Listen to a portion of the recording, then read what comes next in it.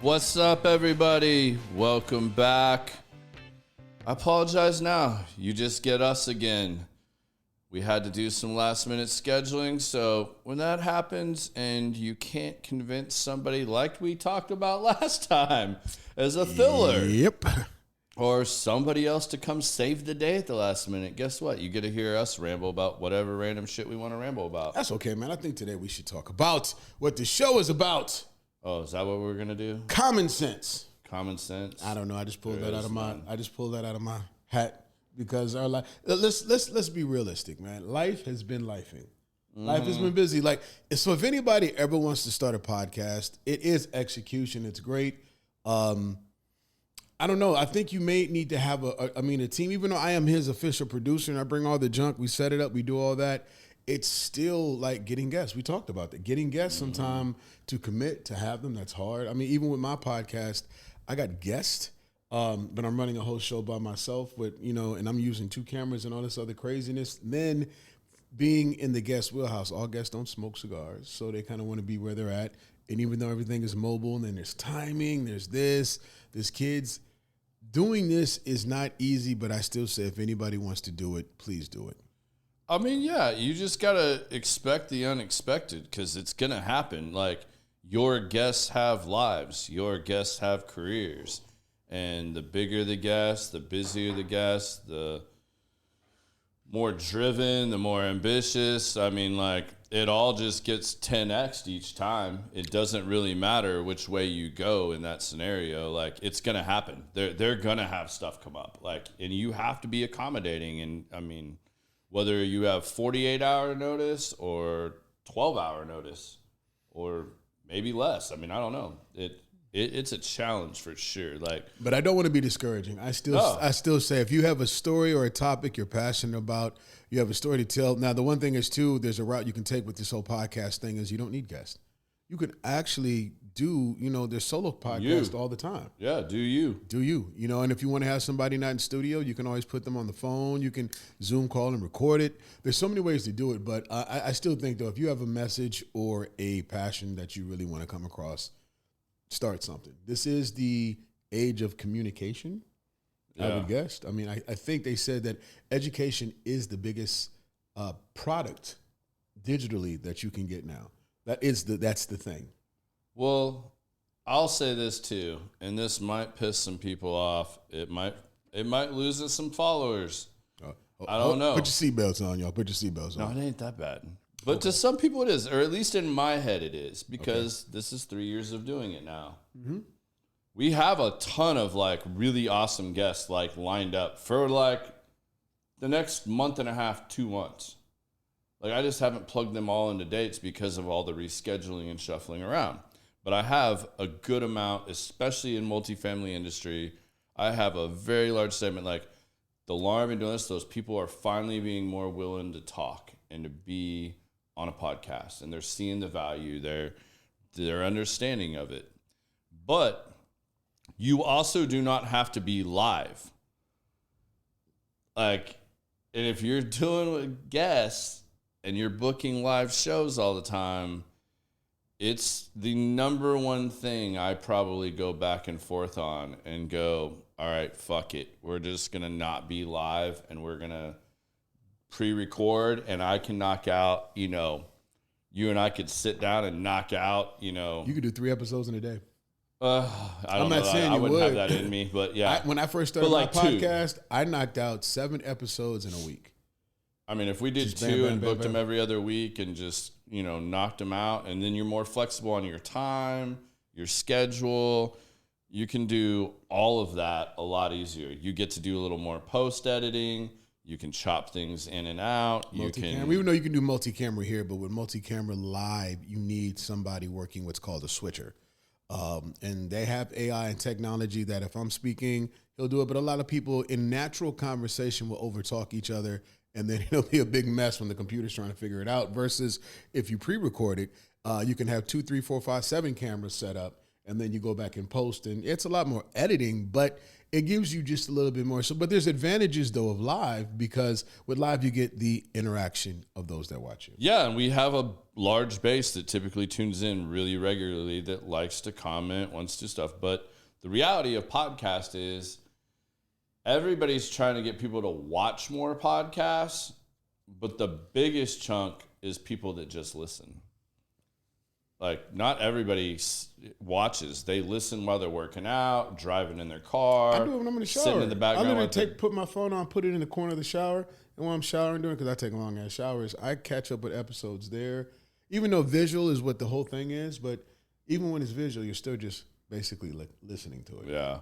What's up, Josh? Is it really National Cigar Day? Did you know about this? I had no clue. Or did he just make that shit up? It's Josh. Josh, did you make Josh that up, or really is that Josh. for real? I mean, I feel like Pops or somebody would have had, or Brandon at least, would have posted some crazy thing about National Cigar Day. I do not know. I mean, if they didn't, you're like definitely on your A game, Josh. I'll give you full props on that if it is actually National Cigar Day. Hey, Josh, Gene Hackman died. Yeah, he posted that like probably like Damn, did he before the already? coroner knew that he was dead. This dude is like just He's the ultimate Ouija board, dude. He is like the Ouija board predictor of death. well, just don't let me know anything about my demise, bro. Yeah. Keep that one to yourself if it's going to happen. But we appreciate you. You know, he goes to my gym now, and he's there like 4:00 in the morning. Who? So Josh, Oh, Josh back in the gym. Mm-hmm. Oh, and he there, bro. He there. I'm like, I'm not. I can't. I'm reading the Not book. 4 a.m. I'm reading the 5 a.m. Club right now. I'm almost done with it, and I see all the benefits. I get it. I got it. I've graduated to the 6 a.m. Club. I'm cool with that. But 5, all right. So I mean, I get up at 5:30 on days I'm working out, unless it's Saturday. How do you balance that? Like, let's logically think about this, because if you're supposed to get 8 hours of sleep, like they say 8 hours. What's up, Chase? If you're supposed to get 8 hours of sleep, like that is the like recommended. Do you currently? What's your sleep time like? my sleep is normally about 4.5, and then Oh, you closer to Sarah world than yeah. Garrett But world. lately, twice a week, I will get a full 7, almost 8 hours twice, 3 times a week. But my norm has been 4.5 to 5 hours. And see, you listen to people even like Jocko will get this question all the time because he's always posting the 4:45 a.m. Get it.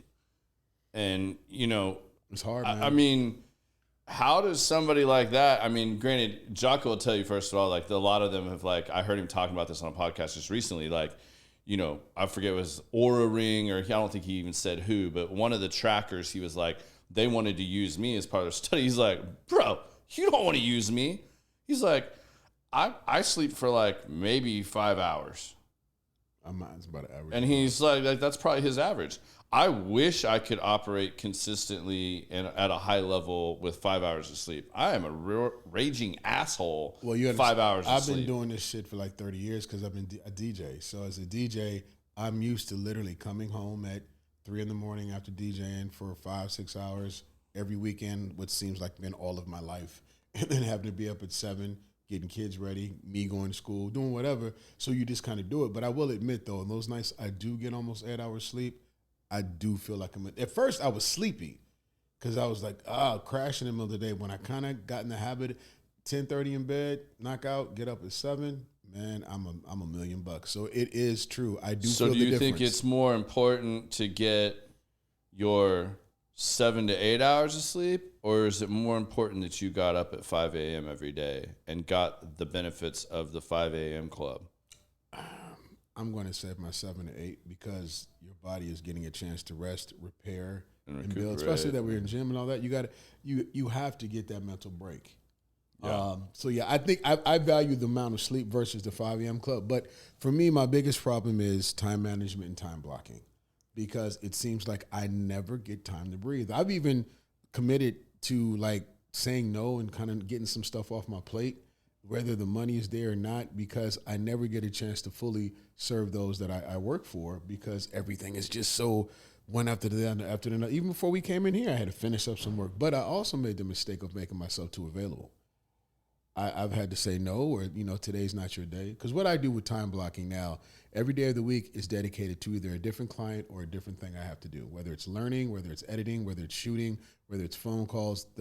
days all get that day. And the biggest Achilles heel I have is this thing here. Because I don't turn this off or put it on do not disturb, it will always interrupt your day. Plus, I'm not going to lie, I kind of doom scroll a little bit too much still. I'm trying not to. But it's tough. That rabbit hole is cracked, man. That rabbit hole is cracked. So it's a lot of adjustments. And the worst part is, as a registered hypocrite, tell everybody all day what not to do, and I don't follow my own advice. I think that's the hardest part. It's tough at times. It is. You can see all the mistakes, in this shit. But how do you actually correct what you're doing wrong? And I suck at it. The one for me, the hardest is when I work at the shop at night and don't get out till after 11, then up at 4:30 for the gym. Yeah, that's like you're getting maybe 5 hours of sleep there. And he has a strenuous job, then he's here, then he works out, and all this other stuff. I mean, like, that's a tough balance, man. Chase, if you're still on here, man, I'd love to hear how you balance your shit, because Chase is a rock star. We need to get Chase on here, but he has dodged me on that a few times. But, like, Chase is, like, somebody that I can tell you, like, has, in my opinion, he has the majority of his shit in a really good balance.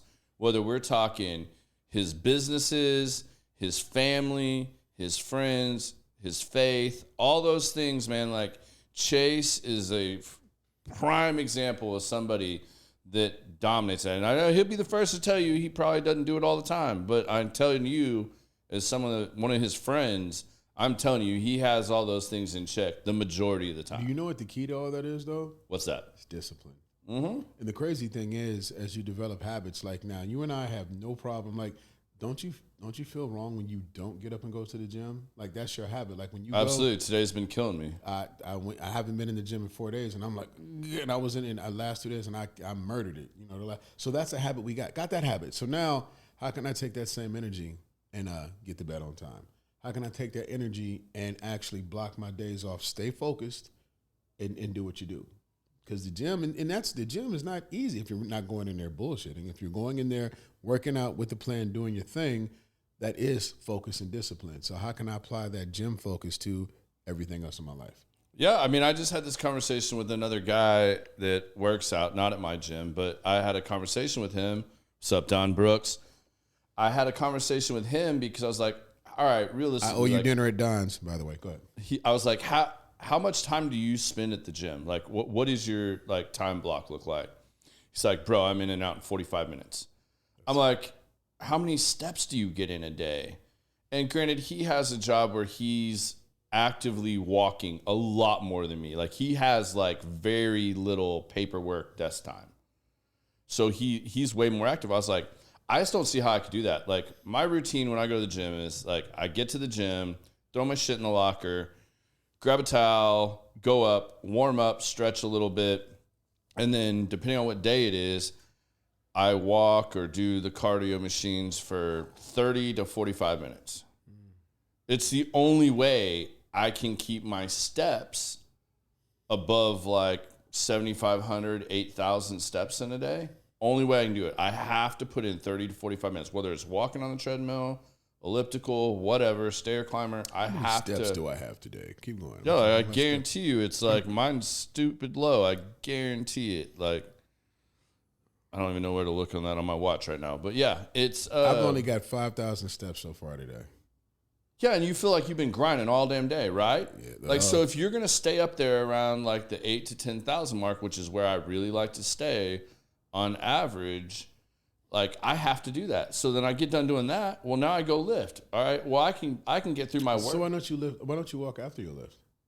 I like walking before just to get my cardio out of the way and get myself good and warmed up because I don't stretch a whole lot. Does it zap any of your energy when you go to lift? No, because I'm like usually I'm walking on a treadmill for 45 minutes on like elevated on whatever my speed is. I match on elevation. So I walk at 4 miles per hour and I'm set at 4. That's typically what I do. So I want to challenge you. I want to challenge you to walk for 5 minutes, warm up, go lift, come back, and walk for 15 to 20 minutes at 10 at 3.2. Just try it. All right. Yeah. I'm down to mix it up. And then if you and just see what your numbers vary. That's because that's what I do. And it's the walk afterwards. everybody say you do HIIT afterwards because everything is already burning, everything is always going.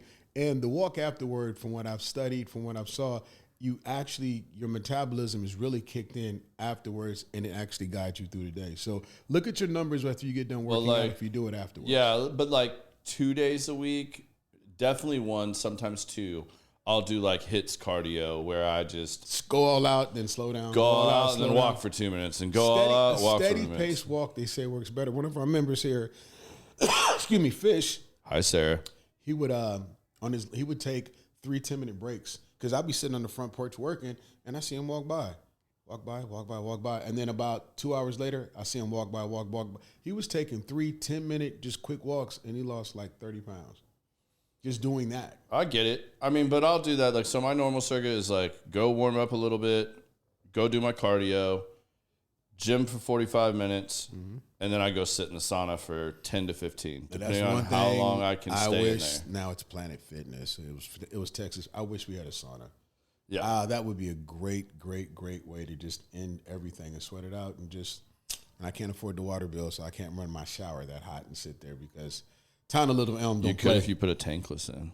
No, thank you. Well, I don't know. I may have to see you anyway because we got water heaters that's got to be the next thing to break in my house because everything else in my little put together cookie cutter house Where is are your broken. water heaters at? Garage.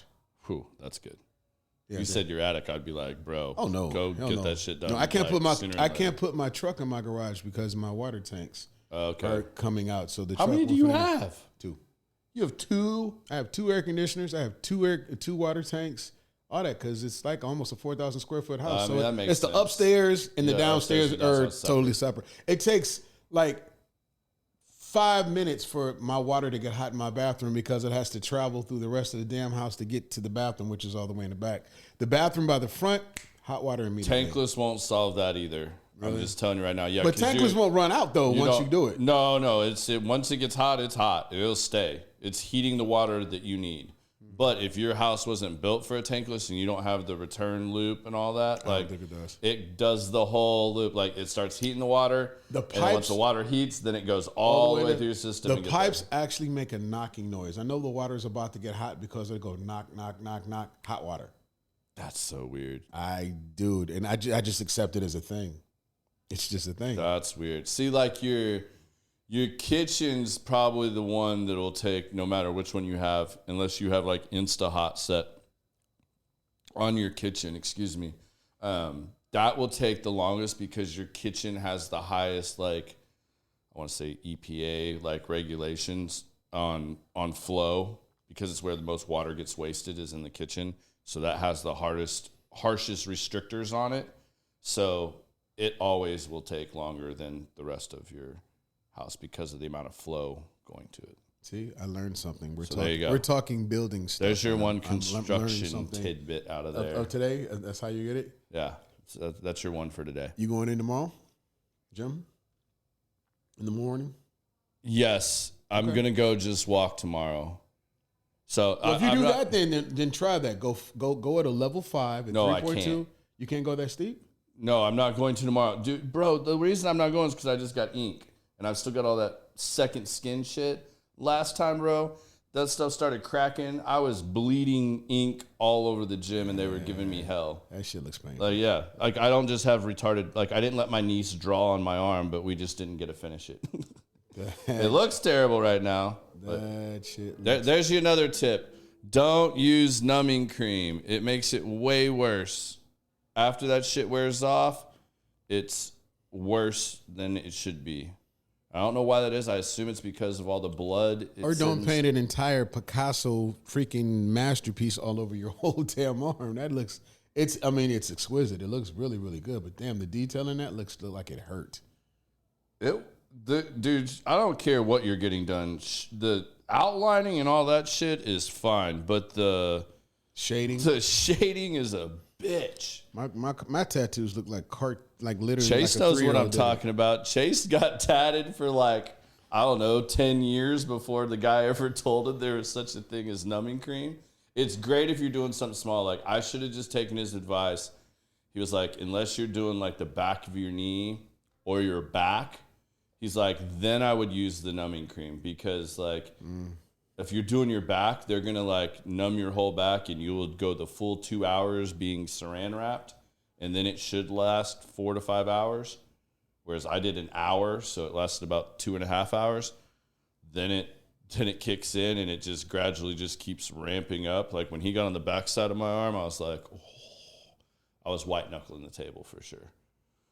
But if they do your back, then like they just get all the big outline done, tracing everything, getting it all set up, and then they'll call it a day, after you start wearing off so that you can grit through that. But then you come back in for each of your follow-up sessions, they'll just do like a little quadrant, and they'll just numb that little section. But wasn't your shit on fire like after it wore off? The pain receptors went to...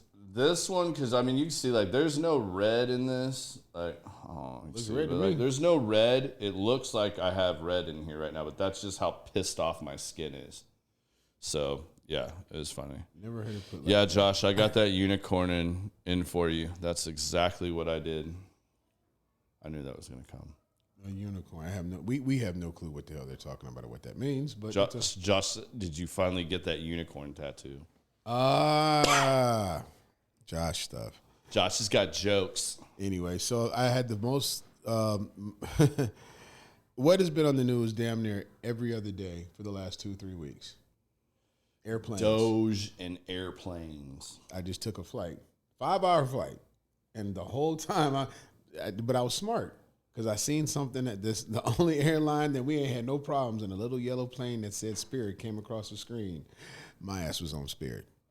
Everything was fine. It was cool. I've flown Spirit 3 times now, and I've never had a problem at all with them. Well, Let's talk about what really happened, because from what I understand, you like cut off this old lady with a walker and refused to let her get out of her seat. That was and like pushed her back down in her seat. No, hell no. And they had to question you afterwards. That's not how it went down. But me and Gert, me and Granny wasn't gonna have it, because you ever get on a plane and everybody stands up and they jump in the aisle. And they think that they're going to cut in front of everybody else in front of them. And I'm like, yo, so she stood up, and it was literally like an old school Western. You heard it, wham, wham, wham. We was staring at each other. I'm by the window, so I'm trying to get out because the lady next to me is taking her sweet time. I got to get my carry-on, got my backpack on my shoulder, and they're all lined up. And she's just sitting there, and I swear she was revving the handle on her suitcase like it was a motorcycle because she thought she was going to go. So the people across from me kind of eyeballed it, and we just gave each other that silent nod, like, yeah, we're going to block Was your flight on, question though, was your flight like on time and everything? Yeah, we were early. So like they weren't making the announcements like, hey, if you don't have a connecting flight, please stay in your seat. Let the people that have to catch a connector. It wasn't one of those situations. She had little old lady entitlement written all over her forehead, and I wasn't having it. Wasn't having it. So when I get out, and she tried to edge and she tried to move, so the person by me kind of blocked her a little bit. And she kind of moved, but she had to move so I could get my bag. So when she moved, it was like just bum rush. I get out in front of her, and I grabbed my bag, and I stopped. And then I looked at her. And I just stood there, and I looked at her. Then I smiled, and she's sitting there glaring at me. Dude, I took about 45 seconds to a minute to slide my bag out, and I kind of pushed it back in. And I kind of slid it out, and I looked over her shoulder. Everybody else was kind of smiling and laughing. So I said, okay, I got another 13 seconds I can do this. And did it. And she kind of nudged me with her suitcase a little bit. And I said, oh, ma'am, I'm sorry. Let me get this out your way. I take it, and I pull it out, and I turn my back, and I start walking with it above my head. And I said, oh, wait a minute. Then I put it down, and I felt her hit me in the back because she was trying to bum rush out. And I took my time getting out the plane. And then I took a nice little another 12 seconds to say goodbye to the stewardesses and how great of a flight it was, shook everybody's hand. It was cool. This lady, she went around me. You go through the tunnel. She went around me all fast and looked back pissed off. Man, I thought it was the funniest thing ever. I had almost the same experience. And I took. So we're flying back into, I think we were flying back, or maybe we were flying there. I think we were flying there. And we were in first class. It was our one like yearly trip we take together, and like our big one where we go away for like 7-10 days. And we got in our seats and sat down, and we were like, I want to say like we were the second or third row. I think we were second row. And then so you had the front row, second row. Well, this guy, who was an older gentleman, got in with like his wife or girlfriend, whoever, and he's in there. Well, he put all of his shit in the first passenger's like travel box.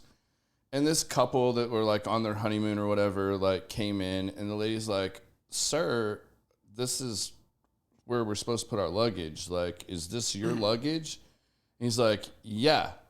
And she's like, "Well, could you put it above your chair?" He's like, "Not my problem." And like put his headphones on, was just being a snarky asshole. And I was what is it about airplanes that makes them tough? Yeah, this dude was just being a dick. And I told Sarah, I was like, "All right, watch this. I got this." So when we landed, I told her, I was like, "I want you to step out and step back, like where she's blocking this dude." I was like, just enough so that I can get it. Like, step up, step back, and then move forward as quick as you can. And then I'm going to step out. So I did. And that other couple was pissed. They were trying to be so nice, and the flight attendants took good care of them and everything. Because they saw this. Being a dick. Yeah, everybody saw it. This guy was just being a dick. So I get out. I've got my bag. So I grabbed my bag.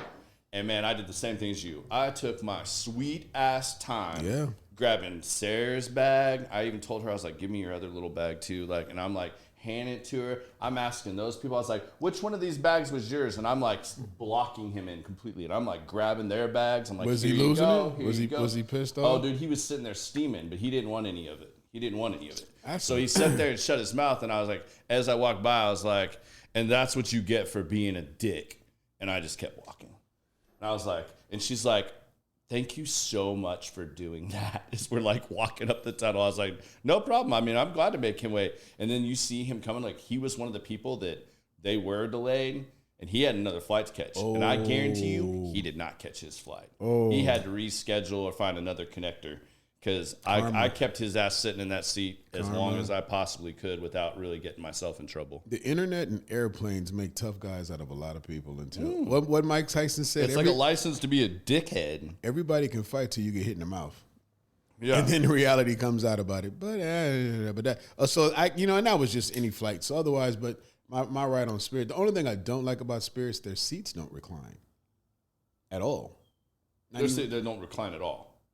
Yeah, I'm out. And I was in the higher tier seats, and I had to lean on the side. But I do like it. They block the middle, so if you pay for the higher tier, you either get two big, comfy, like grandpa recliner lazy boys up front, or you get the seats that are a little bit bigger, and they block the middle seat. So it's a tray there, so nobody can sit in the middle. That's what I get, and that was cool. See, I've gotten bougie, man. If I could, I wish JSX flew more places, man. Have you ever flown JSX? Once. Dude, that's the best flight ever. I mean, it's short of flying completely private. They got their own private thing you go through. You ain't got to go through. Dude, it's no bullshit. Like, in the airport, the people are friendly. Everybody's in a good mood. It's a little annoying because they had, like, everybody can bring their dogs, their pets. So, I mean, like, you have people with full-blown pets on here. Wow. I mean, a lady had, like, a damn Great Dane. Big ass. I'm like, what are you going to do with this dog? He's going to sit his ass in the aisle and look at you, and we're going to fly. That's what he did. Do. And I mean, like, but it's cool, man. I flew private or smaller Learjet to Aruba a couple times because the client, they were a jet company. Like, they were competing against JSX, and they flew me out from there, and it was cool. I ain't gonna lie, it's dope. Like, but now with all these planes creaking and crashing, I'm like, how is it that all of a sudden in 1 month nobody's paying attention? Because all the stuff that happened, like the last one was a Southwest flight that was landing and another plane was taxiing down the runway. That is just a lot of negligence all of a sudden. But we ain't gonna go down the conspiracy theory rabbit hole because I'm so worn out with the world right now. I actually have several friends that are pilots and that work the air control towers, whatever. I don't know what all of them do, but several of it. And I saw one of them last week make a post. That was like, everybody needs to calm down. Like, here's the actual stats. Why this is being like mainstream media, like, look over here, look at all these plane crashes. Smoke and Plane mirrors? crashes are actually down over 50% since last year. I think it's Down. Just that's They what say it's you're still being safer to fly in a shown plane right than now. it is to drive in a car, which living in Dallas, I definitely believe that. I don't know about all that, but Shit, we have way more. There's more car fatalities I think I'd agree with that, than though. air travel fatalities. For sure. Do you know how many? I saw this ad yesterday and I thought it was super interesting. Do you know how many just in Dallas? How many trucker involved accidents a year? Why do you think we have the biggest 27,000. 27,000? 27,000. I was going to say like 27. 27,000 DFW alone. Yeah, man, that's the only thing about living in the big city. When I first moved here, I had never seen body bags on the interstate for a car accident. I know people can, but I've never like. And you know what? Can you guess what interstate I was on? Take a wild guess. 35. Damn, how'd you guess? It was that or 635. They're both kind of screwy. My They're job both. was over 630. Or 30. But 35, 30, 20. 30s. 20 ain't no joke either. But 35 is the worst and is the most heavily constructed piece of concrete in the whole city all the time and has the worst accidents ever. It's never not been under construction. I mean, I moved here in 96 and It's always been under some construction? portion has always been under construction since I've lived here. Yeah, I've been here since 2016 and it's 29 always years and it's been under still, construction. Like, I don't know. and they were still working in the same damn areas. Like, when are we at least going to get, like, Dallas to Waco done? They'll get these other, so it was crazy too though. We have some of the highest bridges. Like I got stuck on the North Tollway coming from my Cairo appointment coming here, and right there when you go from like not Louisville, what would that be? Colony. When you're coming around where the McDavid Honda is, the IKEA store in Frisco, and I got stuck on this bridge, and I looked, I said, "Damn, them cars look small down there. Like, is that a bird? Is that a like?" How far up am I? And then I kind of just looked. I'm like, shit, like we are like stories. Dude, that's the up in the sky. That's the day I quit riding motorcycles. Oh, there's no way in the world I'd be on a bike on My that. buddy was out of town and for a long period of time and was going to be moving cross country, or actually to another continent. He was working somewhere, I think either Africa or Europe at the time. And he had a badass Harley. He was like, hey, go start it, ride it, whatever you want to do. Just make sure my shit doesn't get bad. Like, all right, man. I took it out one bright day right after they'd finished the high five. And it wasn't windy driving and riding it where I was riding it. But I got up on top of that high five, bro. That wind pushed me on that Harley all the way over to the wall. And I'm like looking down the wall and trying to lean the other way. I was like, nope, not again. I'm done. First time I'd been like scared on a motorcycle. I was like, I'm done. And it'll do it. And I see guys do it and they be flying all the time in between traffic and all that. Riding motorcycles. Actually, I learned how to ride a motorcycle in Houston. I knew how to ride all right, but all my boys, all my fellas, my brothers, we put 7 bikes on a trailer on the back of my Suburban. We went down to Houston and they're riding down the seawall and everybody's doing like 100 million miles an hour. I'm putting at 45 and they're like, quit being a punk. And they're zooming in and out of traffic in between cars and all this other stuff. I was like, oh my God. Sorry you want to die. Have fun. I kept up, man, but I think I rode a motorcycle for 3 years and then That's like natural selection right there. I got off of it. Yeah. I got off of it. Yes, Don, we're drinking milk. I am having a cappuccino and Biz is having a latte. So, yes, it's one of those days. It's one of those days. It's been one of those weeks. Yeah. One of those weeks. So you got to just chill out and just. I had to go have a drink yesterday after getting the ink. I was like, Sarah was dealing with a migraine. I was like, you've already eaten. You're good. I'm going to go get some pizza and I'm going to go have a couple drinks. So I took my ass to the back 9 and had a couple drinks. That's your boy spot. Yeah. It's Sean's spot. So as we talk, because it is us and Garrett, and we just catch up and prattle on. But is anybody out there? I'm curious, and since Josh and all you guys are out there, the one thing I'm thinking as I get older, what is your bucket list place that you want to go? Somewhere you haven't been that you've always wanted to go, and you're going to make it happen before you go to the sweet by and by. Where do you want to go? That's a long list for me. It's a whole bunch of places. Yeah. I just want to go see the pyramids of Egypt. You've probably already seen it. I just want to. I just want to see it. No, that's Really? the problem. My wife was fortunate and got to travel and see a lot of cool shit.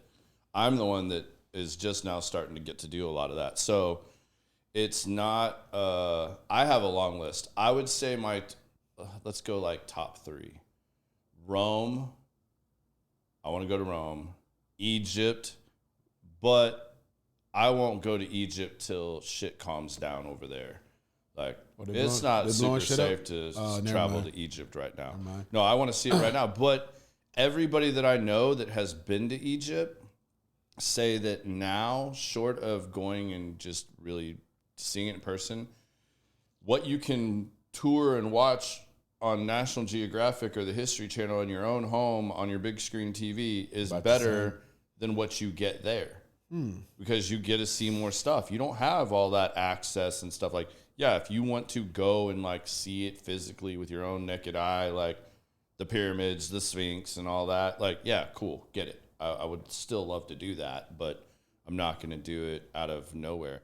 And then I would say, all right, so I said Rome, Egypt.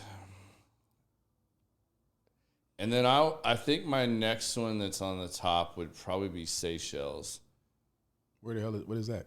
It's the one that Tom Perry told us about. The guy that was a master chief, I think, in the Navy, and he was the one that told me about that place. And then I started hearing it from other friends that were in the Navy and stuff that have gone all over. And it's supposed to be like better than Turks and Caicos or Fiji or all that. They're like, it's the most beautiful place in the world. And that's from several people that have literally traveled every sea. They've been around the world. And I've been around the world, and I've never been. I haven't gone to London.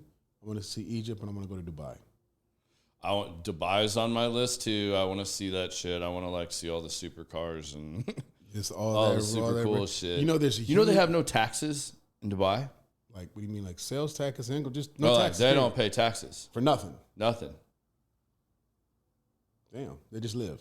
They just live. So how does the country make money? But they're so rich. Their economy is so robust that they don't need to be supported by taxes because they spend mad money over there, and it reflects. All millionaires and billionaires. But there's a huge American population over there. They have American neighborhoods over there. Yeah, they're actually now some of that you can't believe everything on the internet. But some countries are paying for you to move there. But Dubai actually has a great American presence. And I follow a guy that lives there. He relocated about 8 months ago with his family. Loves it. He can work remotely, so he has clients in the States, people there. Kids go to school. They have American schools over there. It's almost like kind of like an army base. They have top-notch shit for everything. I forget one of the guys that like is, I don't know what the president of Dubai or whatever you want to call that person. I watched one of them give an interview recently, and it was mind-blowing, all the stuff he talked about. Like, yeah, they don't pay taxes. They don't have taxes. And if you ever noticed with all the minutiae... It's all the oil and gas money, man. I'm about to say, with all the minutiae in the world, everything that's going on, you don't never hear Dubai's name in none of the bullshit. No, they won't allow it. They don't let any of that, like, factor in any way, shape, or form, like, apparently. And it's not that expensive to go to Dubai. Even though it's an expensive space, it's not as... I think you can go to Dubai cheaper than you can go to Hawaii. God, that would be a bitch of a flight. It's a long one. I mean, I went to Indonesia, bro, and that was 26 hours. God. 26 hours, 2 flights. I would have to be on some serious drugs. They probably had them. I'm sure they do. Emirates Airlines gives you everything. Like, and that was the dope. That's when the A380, the big boy airplane first came out, and we rode on that. Dude, it was like being on a cruise ship. I need to make enough money that I can get one of those pods if I'm taking a flight that damn with the long. 40-inch TV. I want to be like my boy Mike Neeson that flies in the damn pod everywhere he goes. Like, that is, I mean, it's an apartment in the front of the plane, and it's literally its own. When you load these planes, they have 2 gates, like the Titanic. You have the peasants in regular class, and then you got the elite in this other class. They're handing you champagne as you're walking through the gate to get on the plane. And they ate, like, the meals were literally like you went to, Ruth Chris. And that's the kind of meals that they had. It was incredible. All right, before we forget, let's talk about what we're smoking and what we're going to smoke, because I see you're about where I'm at. Yeah, I'm done with this. It's time to go ahead and peel it. So I started off with the Crux Maduro. I hadn't smoked one of these in a long time. This is a damn good cigar. I used to hate those cigars, and now I like them because I work for Crux. Yeah. So when you smoke so much of it, and Ty always smokes them, so I grabbed one from him one day, and I was like, yo, this is good. But I hadn't smoked one in like 4 years. And then what we're about to smoke, my boy, they just got another box of these in here. I was like, man, I have one. I still don't have to open mine in my locker, so I'm happy. But we're smoking Luciano and Panda's Domino. You guys have seen us smoke this, I don't know, 100 times now. And if you want to know who Panda is, we actually have an episode with him that was actually quite interesting. And Luciano. You can see Luciano. Actually quite interesting. Luciano is still one of my favorite people I've sat down with. He's different. He's top 3 of interviews I've got to do of sitting down with somebody. He's another one so that's mastered the art of communication. Well, communication, but also that whole, man, you know, just being so busy that he still sections off everything and he gets things done. He has a lot going on. This man has his own cigar blends. He has massively blend with a whole bunch of other people. He still takes care of his business. He still takes care of his family, like music, all art. that, and he's chill. And I've never seen no frustration on this dude's face, ever. Me and you walk in the door, it look like we literally about to axe murder 18 people because of the day we had. You see him, he's done 55 more things than we have done, and he's chill. Yeah, man, he's got it locked in. I wish I could say I gotta. It just takes Sarah practice. just said New Zealand. That's her bucket list. They make movies over there, don't they? They do all kinds of shit over there. She wants to go see the Lord of the Rings Museum. That may be what's over there. I don't know. Biz said that, not me. I know. I'll pay for it the next time I come over. My bad. Now, if they have a dragon museum, she's definitely in. Where do they film Game of Thrones? All over Europe. We went to the little town. She's going to have to help me out because I don't remember what this town was called. I think we were in Croatia. Croatia's dope. They had that little town in the village where they like closed down the street. Like they shot a lot of scenes there because we saw that walking through there. That was really cool. That was fun. They did a lot of different stuff. I think it depends on what season. Is it winter coming? Are they beyond the wall or all and now that stuff? it's a whole different thing with the House of Dragons and all that. The one thing I do miss, and this is going to sound weird though, now that we've kind of this is ADHD episode, so y'all try to follow as best as you can. But I hate television now. You know why? I'm tired of television. It's too much.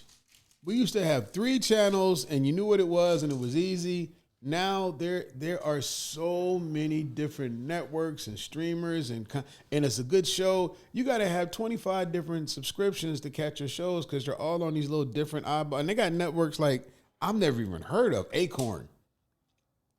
I'm like, what the hell is an Acorn network? Like some new streaming service or something? It's a channel. It's literally it's an actual channel. When you have YouTube TV, you go through things, and everybody. It's just a lot, man. And I'm like, the amount of selection, which totally contributes to my non-ability to execute because of my non-discipline, because you'll click on something. The habit I'm trying to break is that I like background noise when I work and when I edit, and I'll turn on a movie or something, and what happens? You think you're listening to it, and then you'll catch yourself watching it instead of doing what I'm supposed to be doing. But it's just, we are flooded with so much everything right now. It's to the point to where I don't even think you call it ADHD anymore. It is just attention span of the new age. And we all got it. It's too much. I agree with you 100%. And I think this will be a cool one we can talk about. Excuse me. So all the different things I've been studying up on and working on for the most part lately, when you go speak with or see somebody speak and they're, telling you all these things that you should like work on or get in line, and you think about it, like they'll say, get your health in check, right? Super important, right? Make time for the gym. make time for your family, make time for your friends, make time for work, and make time for your faith, whatever. You know, like you have all those things that are supposed to be key things that should be prioritized properly and everything else. What I'm seeing the most out of the people that are really successful is actually two things. One is the discipline, for sure. Like, these people create habits and have the discipline to do the stuff that most won't do consistently. The discipline. The other thing that I'm picking up on a lot, and I'm trying to work this into some things I'm working on, is simplicity. There is so much over-the-top shit in this world right now of AI and everything that you go to. I mean, like, people will talk to you about sales funnels and AI and maximizing this and chat bots and bots for this and bots for that. And like, and then like you said, like even TV, man, like between all the subscriptions we have, shit, I bet you we technically have access to, I don't know, 500 channels. And you only watch probably 4 shows. You probably those, you only probably watch 2 or 3 of those networks and 4 shows. But you got to get all these different ones.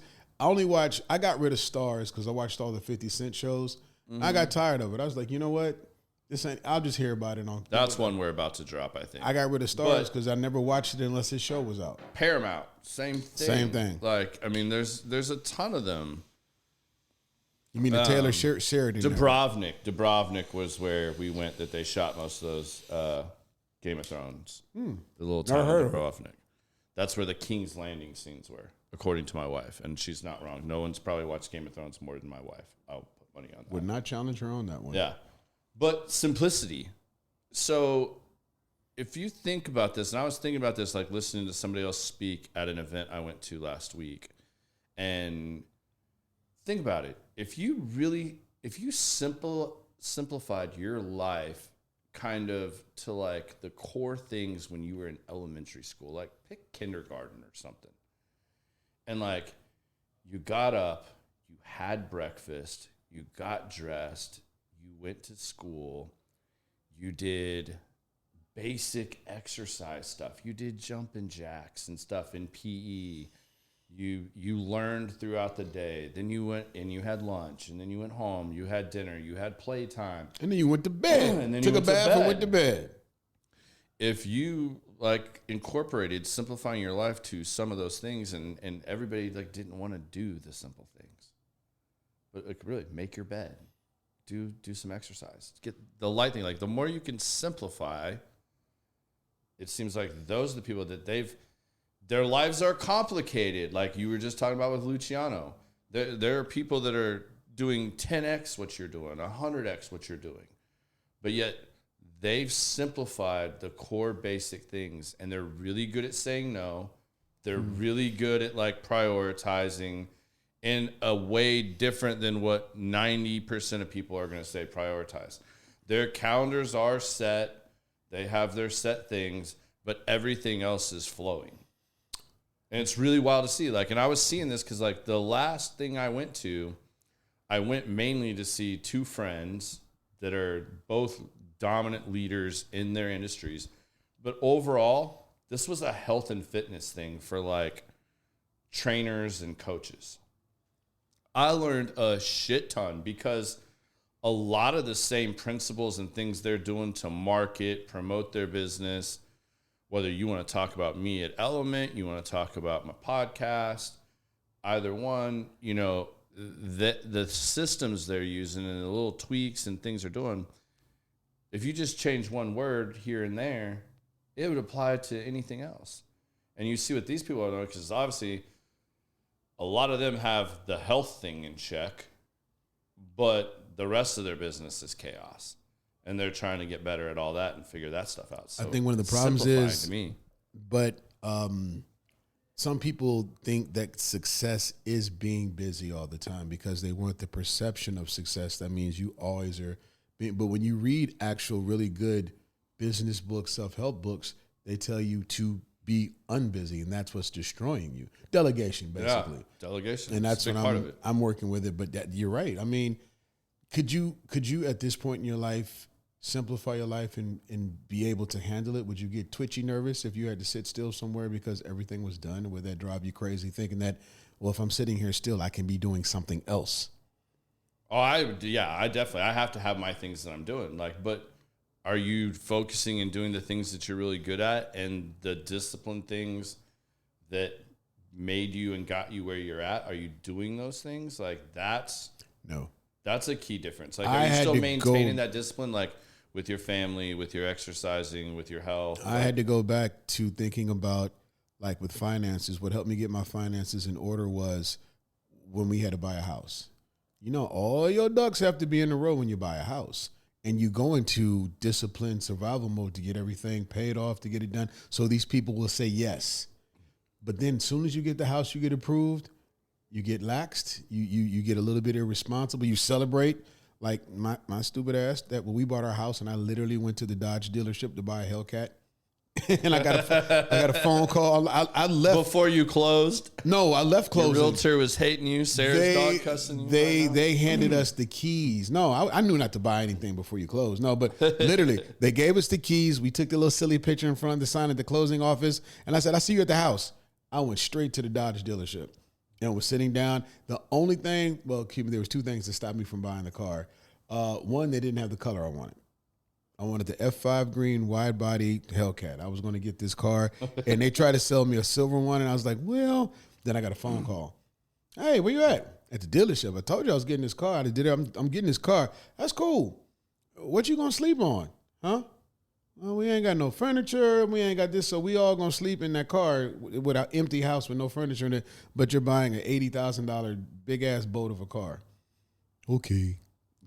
Walked out and went back, and I'm glad I didn't buy that car because it would have been a waste of freaking money. But well, that's another subject too that I've seen a lot of now. That, like, when you start watching really wealthy people, and I had a conversation with somebody about this recently, was,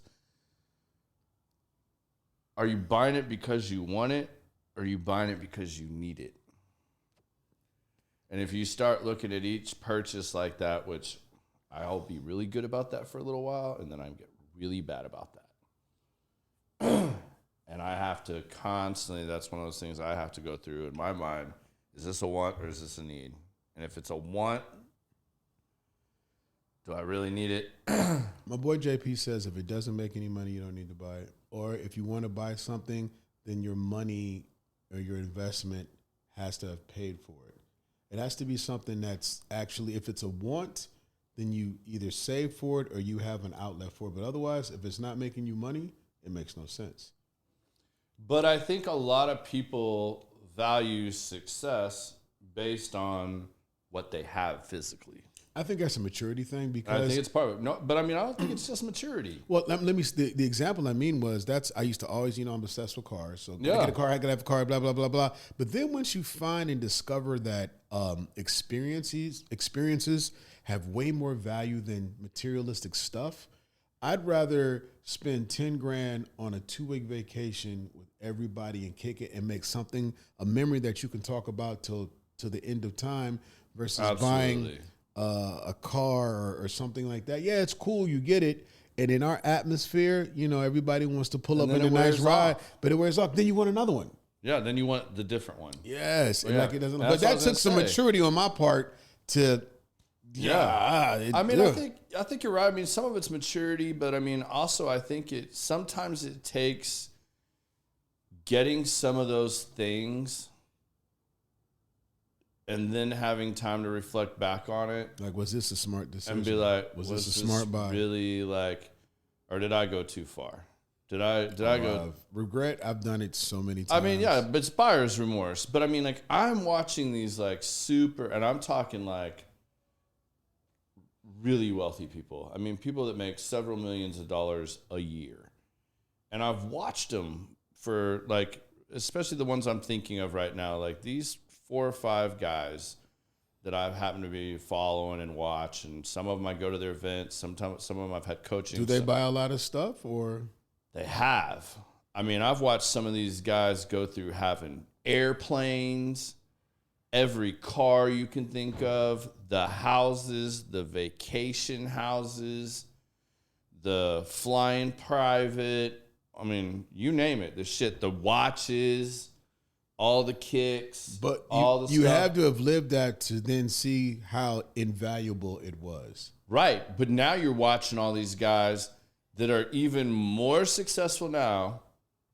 Most of them are most of them over this 3 to 5 year period have grown, at least I'll say doubled what their personal value is, what their net worth is. Most of them.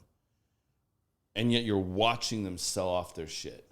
Like some of them are buying land and some of them are buying ranches, and they're buying bigger shit, but they're consolidating to that bigger shit. Like instead of them having 5 supercars and 2 trucks and Denali, now here's my work truck. Here's what I'm commuting in. And I'm not saying these aren't still like nice cars, but it's, well, here's my Escalade that I drive around town with the family versus here's my McLaren. Now, they still have that one Porsche or their one car that they're like, okay, I still want to have one of these. They've gone from having to have the fleet of them to designating down. And I've watched them do it. Oh, I don't need the plane. If I want to fly, I'll fly private. I'll fly first class. Why do I need this plane? Like I'm spending all this money having it serviced, storing it.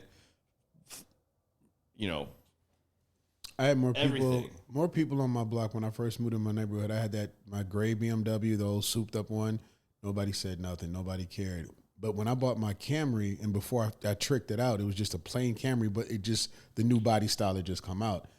Everybody on my block walking by like, man, that is dope. That's a smart decision. That's all they said. Yeah. That one you had in the driveway before, how much? I said, yeah, it was a nightmare. But he says that Camry, that's a smart. If you ever read the book, The Millionaire Next Door, drive a Honda. Drive something that makes sense. Put your money up or make it away or make it give you, because you can't take the money with you. So why not experience life on different levels that something materialistic cannot do? One of the wealthiest guys I know, one of them, I guarantee you if I put you in a room with this guy, you would have no idea, not even remotely close. This man wears khakis, like Dockers khakis with the pleat in the side, a polo or button up, a like Seiko watch, very basic, probably some New Balances or something, depending on what he's wearing, what he's doing, and drives like a Honda Odyssey type minivan. And this dude is worth a lot. Warren Buffett. And I mean, Warren Buffett is like that look too. at those guys, like they don't do it. Warren Buffett been in the same house since the 50s and 60s. He's got the same crib. But it's just like you said, like they want to make the memories and experiences. And I'm watching a lot of these guys do this. And yeah, Josh, that's awesome, man. Like he's just saying you're on point with the making memories thing. And he's like, my girls know it's going to be light this year, but we're taking them to Colorado for a week. Even that's that awesome, though, but man. that's experience something that's not inside of a building or a wall. Like I'm gonna take my kids on a cruise this year, something they've never done. I hope they don't play football or go off the edge, but anyway, that's just them. But like, give them something. When everybody was kids, you had to have taken a road trip, a family reunion. You did something that even as an adult, either you want, your nieces and nephews to experience, or you still talk about it and you remember it. Like. All this came back from when I talked about the simplification of having just 3 channels: ABC, NBC, CBS. Okay, Fox is cool, but whatever. But it was so much simpler, and I think it just had more value to it. Before there was video on demand, your ass had, if you wanted to watch The Cosby Show, it was something that the whole United States and the world stopped at 7 o'clock on Thursday, and it ended up being something where we ate dinner, had the TV right there. Even in the 50s and 60s, it was a moment that you had. And now with video on demand, you can catch it on this and do whatever. It's like the value of simplicity is gone. And just to take a road trip, I'm like, you know what? As much as I hate driving, still a good road trip though, where you stop in different places and experience different things. I think that would be cool. Yeah. You know, now we want immediate gratification. We want to all be that little old lady that was going to run me over on the airplane the other day. You want it now, can't wait, got to move. Instead of just going somewhere and like vacations now for me, I don't give a shit about excursions. I just want to go somewhere where the atmosphere is different and it's chill. I can smoke a cigar. I can journal and read a book. I can do that for 8 hours. That's super hard. I can do it though. If I go, I can do it. I'm just saying the cigar part. Oh, to go somewhere? Yeah, that's hard. Man, I was just somewhere where you can find a way to smoke. Like you literally have to be Mexico doesn't want you smoking anymore. Really? I mean, dude. There's some places you can smoke weed, but you can't smoke cigars. Yeah. Seriously. Is that medical? Yeah, you good. I'm like, well, it's a medical cigar. Yeah. No, sir, you need to put that out. Casinos. You can smoke cigarettes, but you can't smoke cigars, which is nowhere near as dangerous as a cigarette. I'm just saying it's just different, but you're right. You got to find some Airbnbs. You can't do it. It's hard. But maybe we need to pass something where like we can say this is my emotional support cigar. I can design a band and it has all the descriptions. Maybe we should start that. Like, this is my emotional support cigar. Hey, you can have weed for cancer. How come you can't have a cigar for the same thing? But simplicity is well, you know what? They are trying it though. So here's a new trend: the tiny houses and all that little itty bitty stuff. And I was like, that's cute. Like, it's right, because I used to always want. Our first couple of houses were 1,500 square feet, and then our last house before we moved from Nebraska, sucker was like 5,800 square. It was huge. And then this house is cool, about 3,750 or whatever. Now I'm at the age where, man, I got to clean and dust down all this shit. I don't want to give me something simplistic. Got a little ranch house. Yeah, just, man, I go to my mom's apartment. I'd be like, man, I can do this. I got to just vacuum that corner, dust this off, and everything is like, I think the older I get, the more I want it to be simple. If I wasn't so scary, I wouldn't mind having a big, nice house in the country with nobody around me, but I'm scary. I'd sleep with a gun and a shotgun under my pillow and just, nah. So between Bigfoot and the Ku Klux Klan, I think something creepy going to happen to me. I don't want nothing to happen. See, I wouldn't want to be there all the time. Like, I would be cool with that, like, as a vacation spot, or like have a cabin that like your family could go to and like just get you away. Could use, and like you go there X amount of times, something that's like 3 hours or less away. No, I know some people, and they just want to rough it. They want to grow their own crops, have a couple of cows they can assassinate, and one for milk and the other one for steaks, and just be out there and get away from the world and be left alone. One of my business partners like that. He drives an hour and a half each way to come in every day. Hour and a half each way. But he lives on like 100 and something acres. And that's all him. It's all him. And Is he one of the calm people in your office? Is he chill? Is he laid back? Does he reflect where he lives? Your environment can pretty much kind of determine what kind of person you are. I think, yes, to a degree. I mean, he's always been country. It was Big John. Oh.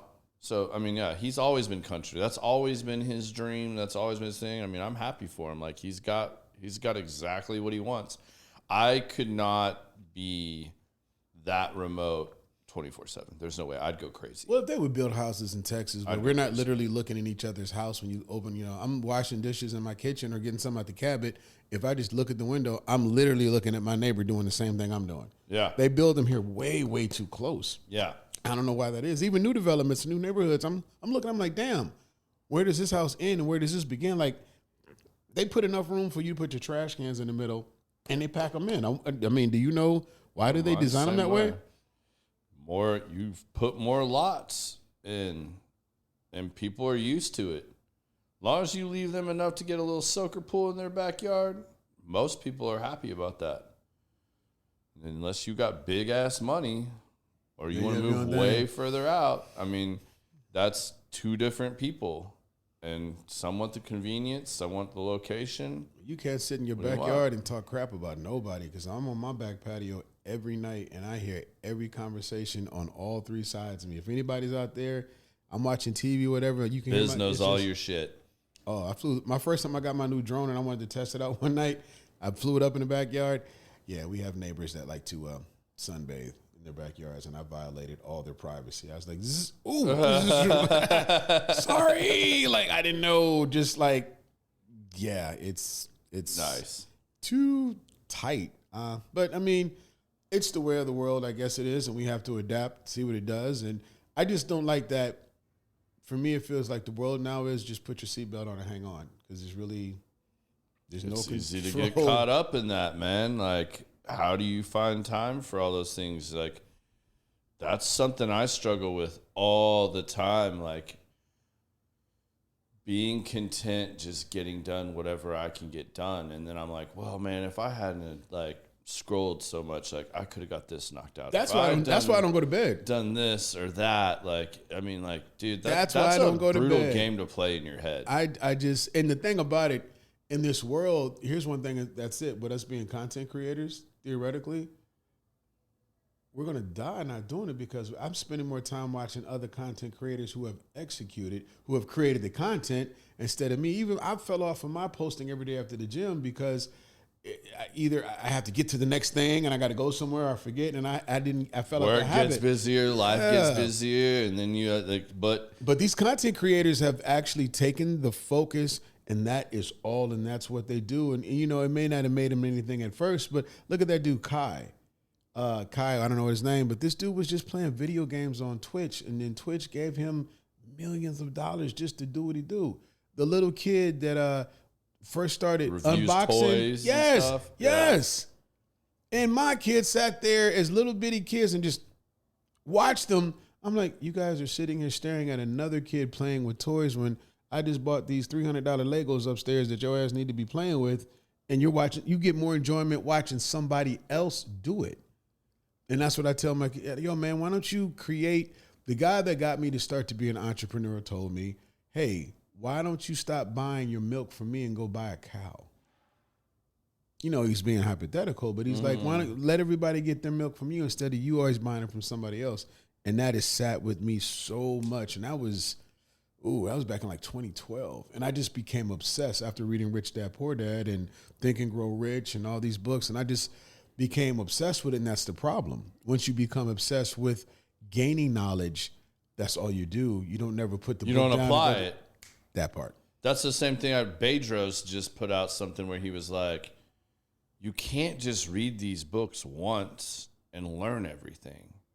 Like, if you're getting one of these key books, Think and Grow Rich, or you name any of these like big ones that are like how to win friends and influence people. How to make friends and influence people. Yes. One of those. Like, that's one of those. I've read that book 4 or 5 times. Same here. I purposely go back and read Think and Grow Rich and that one once a year.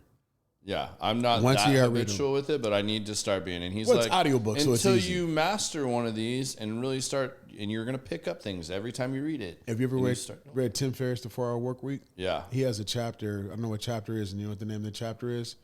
Put the book down and go do something. Yeah. And then that's it. Then it goes to the next one. Like, it makes sense. It totally makes sense that professional students, I know so many people with all the degrees in the world, and they never go do what they have a degree in or what they studied for. Now, sometimes life throws a curveball, and a lot of people don't end up working in their degree, but like, you never give you a chance to apply what you've learned because you're so hungry for the next.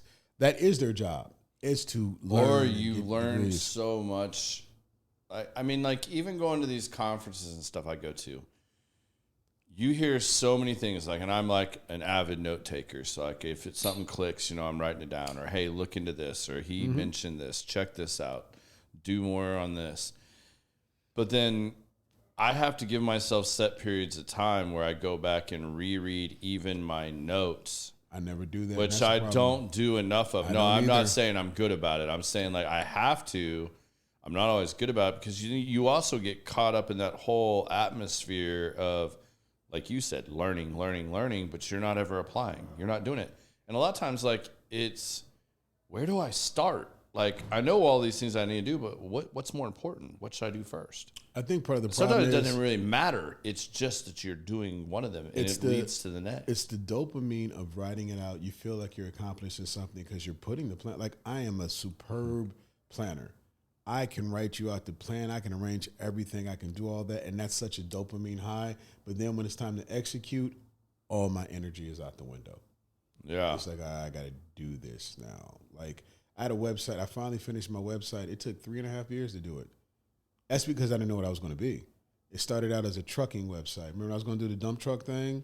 Then it went to something else. And then I finally, it took me literally circling back to staring at my camera case one day. And I'm like, I've been doing this for 20-something years. I went and got a freaking degree in this. Why am I not doing this? I did all this for this camera, and I'm trying to start a trucking business. What sense does that make? And I'm literally having this out loud conversation with myself, and I'm like, but sometimes what you need to succeed has been staring you in the face all along.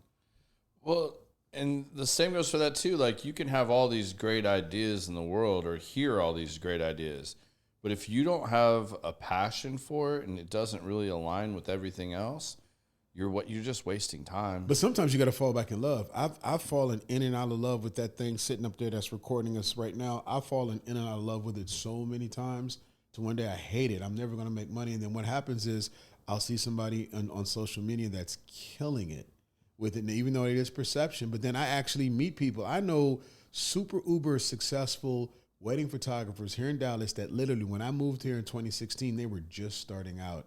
And now these guys are commanding $8 to $10 grand a wedding because they stuck to it. Yeah. They didn't give up. They stuck to it. They developed. They learned. They didn't let, my excuse was I hate bridezillas, momzillas. Weddings are stressful. As a photographer, they're stressful. I was working for a company that was low budget, cheap weddings, even though I'm the lead photographer and I'm the lead editor. So they had to pay extra money to get me to do their wedding because my work was better, because all the other people taking photos were hobbyists or literally somebody we got off the street, gave them a camera and taught them where to push the button. And then they would put them on somebody's wedding to collect their eternal. It was crazy. But I got burned out because of the stress of dealing with people, the stress of dealing with the company, and then the stress of doing all these. It was just way too much. And then when I went to product photography and started doing the cigar industry, I loved it because guess what? These don't argue back. Hey, Garrett, can you hold this? Just smile, take a puff, click, bam, click, boom. That was it. And then you're creating art. I'm creating photos that people are putting on their walls, cigar loungers are doing, and it's getting magazine print. And I was in love with it, but what it always happens is it's people. Because people never quit jobs, they quit people. And so when you get into a stressful situation to where the people that are involved in your business kind of turn you off, then that's a great easy out to blame it on the camera or blame it on whatever. So circling back this time. That's tough, man. Like, I can definitely relate to that because there were times where, especially growing my book of business at Element in my sales role, and I'm talking, this is year 3 through like 7 at least, where it didn't matter who it was. You're giving me an opportunity. I call around. These people pay their bills. Y'all have problems with this management company, this owner, blah, blah, blah, blah. If that checked, at least on the initial, I mean, all right, I'll be your huckleberry. What do you need to bid on? I'd go bid. And then sometimes it was like one of the big targets you set out there would come calling and you'd finally get a chance. And then you're just bidding. You're the third bid or the fourth bid, and you're not getting the love right out the gate. And then they start giving you just a little bit. Well, what you see in that is like, then you start seeing some success and you start getting it going and you're doing well. Well, then you got to learn to manage that and keep everybody happy. But then at the background, you're some of these that you took in that maybe if you just spent a little more time and hadn't been so eager or hadn't needed it so bad, you're like, man, I don't like working with this person. Like, I legit, like this is not somebody I want to work with week in, day out, day in, whatever. This person and I, whether it's your beliefs about them or what you like or don't like about them, or maybe they're really hard to work with. Maybe you have a really bad experience, but you can't pick and choose as much, especially early on. Whereas like nowadays, I've been more fortunate because I have a really good book of business. The people I do business with, I really like. I enjoy their company. I enjoy working on projects with them. That's way different than those first few years where it's just anybody and everybody. And it's like, I come home and I'd be telling my wife, like, man, I don't know if I want to keep doing this. Like, just being around some of these people, like, I don't want to be around them anymore. Like, I don't like the vibe. I don't like this. I don't like that. My thing is when people undervalue you, when you're actually bringing things to the table and people just undervalue what you do, you're almost better off all by yourself, you know. And it's maybe, but when you're first trying to get into any industry, you're going to take a lot of crap. Well, and you're also not probably communicating at a level you should be communicating at. Maybe you're not setting enough boundaries. Maybe you're not. But you got to know when to say when to, because if you do all those things and it still doesn't change, then you know it's just that person it's just not a fit. Yeah. So it's time for you to step off. Are you solving a problem for them? You know, like, or are you just somebody giving them a bid for something they need? But is that the full need? Like, do you really understand, like, what all is involved? And I'm using this very specific to construction right now, but, like, do you understand, did you ask enough questions? Like, do you really understand what the big things are why they are calling you? It's not just, I need this property painted and I need the carpentry taken care of. Like, okay, to what degree? What's your time frame? What is the ideal time frame for getting this project started? Okay, well, you want it done in 3 months. Okay, you want it done in 3 months. So are you or the owner going to be really upset if we start this project in the beginning of February and you want it done in 3 months, but February, March, and April, we still get freeze days, we still get rain days, and that's like the peak of the season for that stuff. Mm-hmm. So are you willing to acknowledge all those delays? Well, it goes into managing expectations, and you have to. And nowadays, that whole thing you said, that's a conversation. No, that needs to be written down, and it needs to be signed by everybody in the conversation. That here's the expectations. Here's everything you just said. I found out you got to write it down because people will deny that conversation in a heartbeat in order to either put a wrench in it, to complain, to get money back, to do whatever. When I say I've learned that agreements and all the conversations are great, but even now I will record a conversation. So I say I just need it for notes. So then when I come back with the agreement, everything that we discussed in that is now on paper